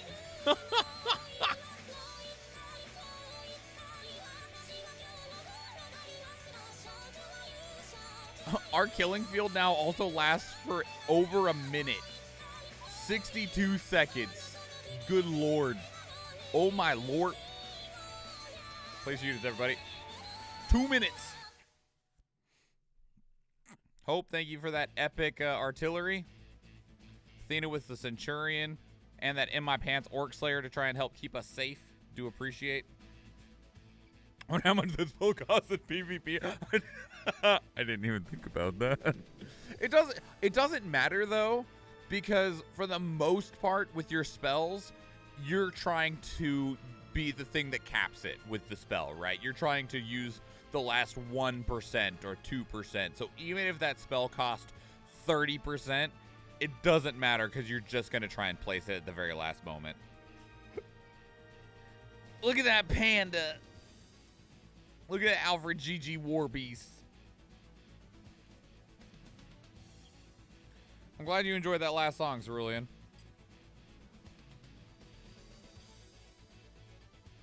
This song should actually probably come off the playlist. I'll worry about that another time.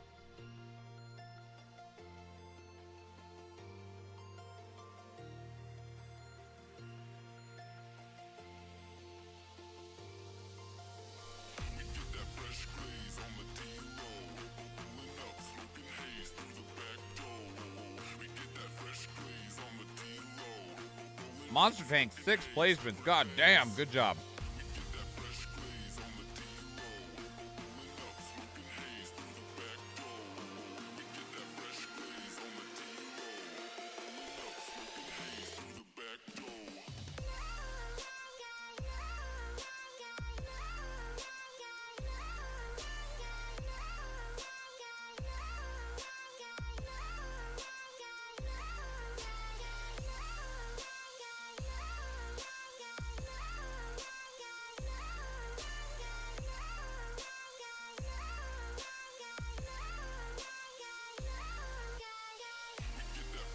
I think it's one of the songs I enjoy playing on Project Diva. You'd be correct. It's called Rolling Girl.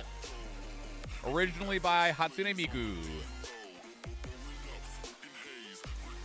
I have 2 of Project Diva's songs on here. Or I guess I shouldn't necessarily call them Project Diva songs because they were definitely just Hatsune Miku songs before and they were put on the Project Diva game.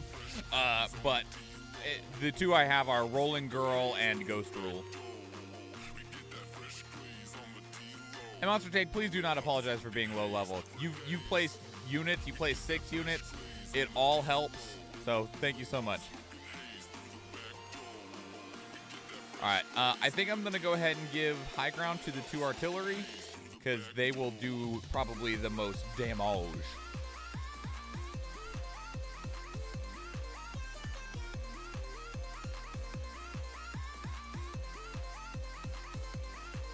Oh my god. Oh my god, he just flops. Little floppy panda boy. Oh. Yeah, you flop on that boss. You can't handle the panda.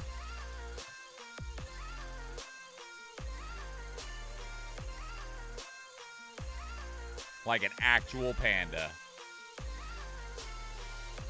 Oh man, there's so many flying units though. That's scary. Oh god, there's still just a lot of units in general. Hope, look out! Woo!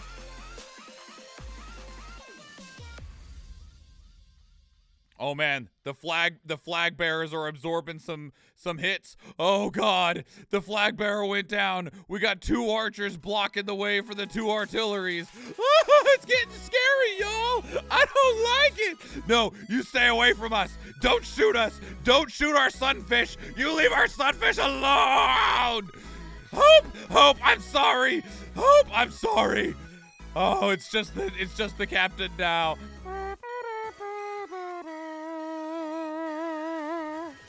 We tried, y'all. And back to the happy music. All right. Well, we'll try again tomorrow. We will try again tomorrow. All right. Let's go see who's streaming, though. Go take a little look-see to see who's streaming. Hey, look. There's that nerd. Fuck. Az is streaming. What is Az doing? Az is on a Be Right Back. Okay. Boopy is doing some crochet. Mirror Tag is doing a mini stream with Dark Souls Remastered. Okay, they're there. Okay. Let's go take a look at what's happening in the Stream Raiders category, though. Who is here? How does the Stream Raiders rewards work? So the Stream Raiders is a free-to-play community game. There is a captain that places a unit, and then everyone else gets units that they can place to help support the streamer. Gloop Dog to play Project Zomboid. I've not raided Gloop Dog before. Let's go raid Gloop Dog. I don't think I'm following Gloop Dog, actually. I think I unfollowed them when they quit for a long time after Twitch Sings. So, because I wasn't sure if they were coming back, and I was like, if they come back, I will come back myself. Anyway. So the way that it works, Night Vision, NVJ, is that you place units. Every time you place a unit, you get a scroll. Every time you win, scrolls are given out to the community at random. Although, like, if you're in my stream, you can spend channel points to say, I want those scrolls. And that'll let you unlock more units as well as level your units up.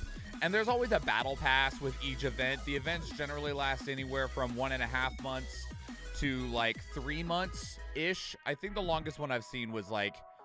No, there was one that was like 121 days. There was one that was really, really fucking long, but most of them are around like 81 days, I think. Or maybe they're shorter than that. I don't know. Don't listen to me when I talk about how long the event is. My concept of time is atrocious. But that's fine. Everybody, these are my socials. Please follow me on Twitter. Come join the Discord. Go check out the YouTube channels. And I would appreciate it a lot. Athena just dropped in the raid command. Timeout. It helps you, Schwan? Yes. So you can place units to help me in battle. That's why it's a community game. I'll place my unit, and then you place your units, and we go to battle together, and we win together. And like on Athena's stream, you can actually buy skins for your units that directly support Athena. I haven't unlocked the ability to do that yet, mostly just because I don't hit the viewer numbers that Athena does, so I haven't gotten into the affiliate program. I meet all of the other criteria needed, I just don't have a large enough concurrent viewer rating. Because you need a CCV of 20, and I think the peak that we hit today was like 12. We were at 12 a moment ago, but then you have people that dip out when you're getting ready to dip out, which is, normal. Anyway, that's the raid message. We're going to go raid one Gloop Dog. Let me make sure I spelled that correctly before I hit enter. I did.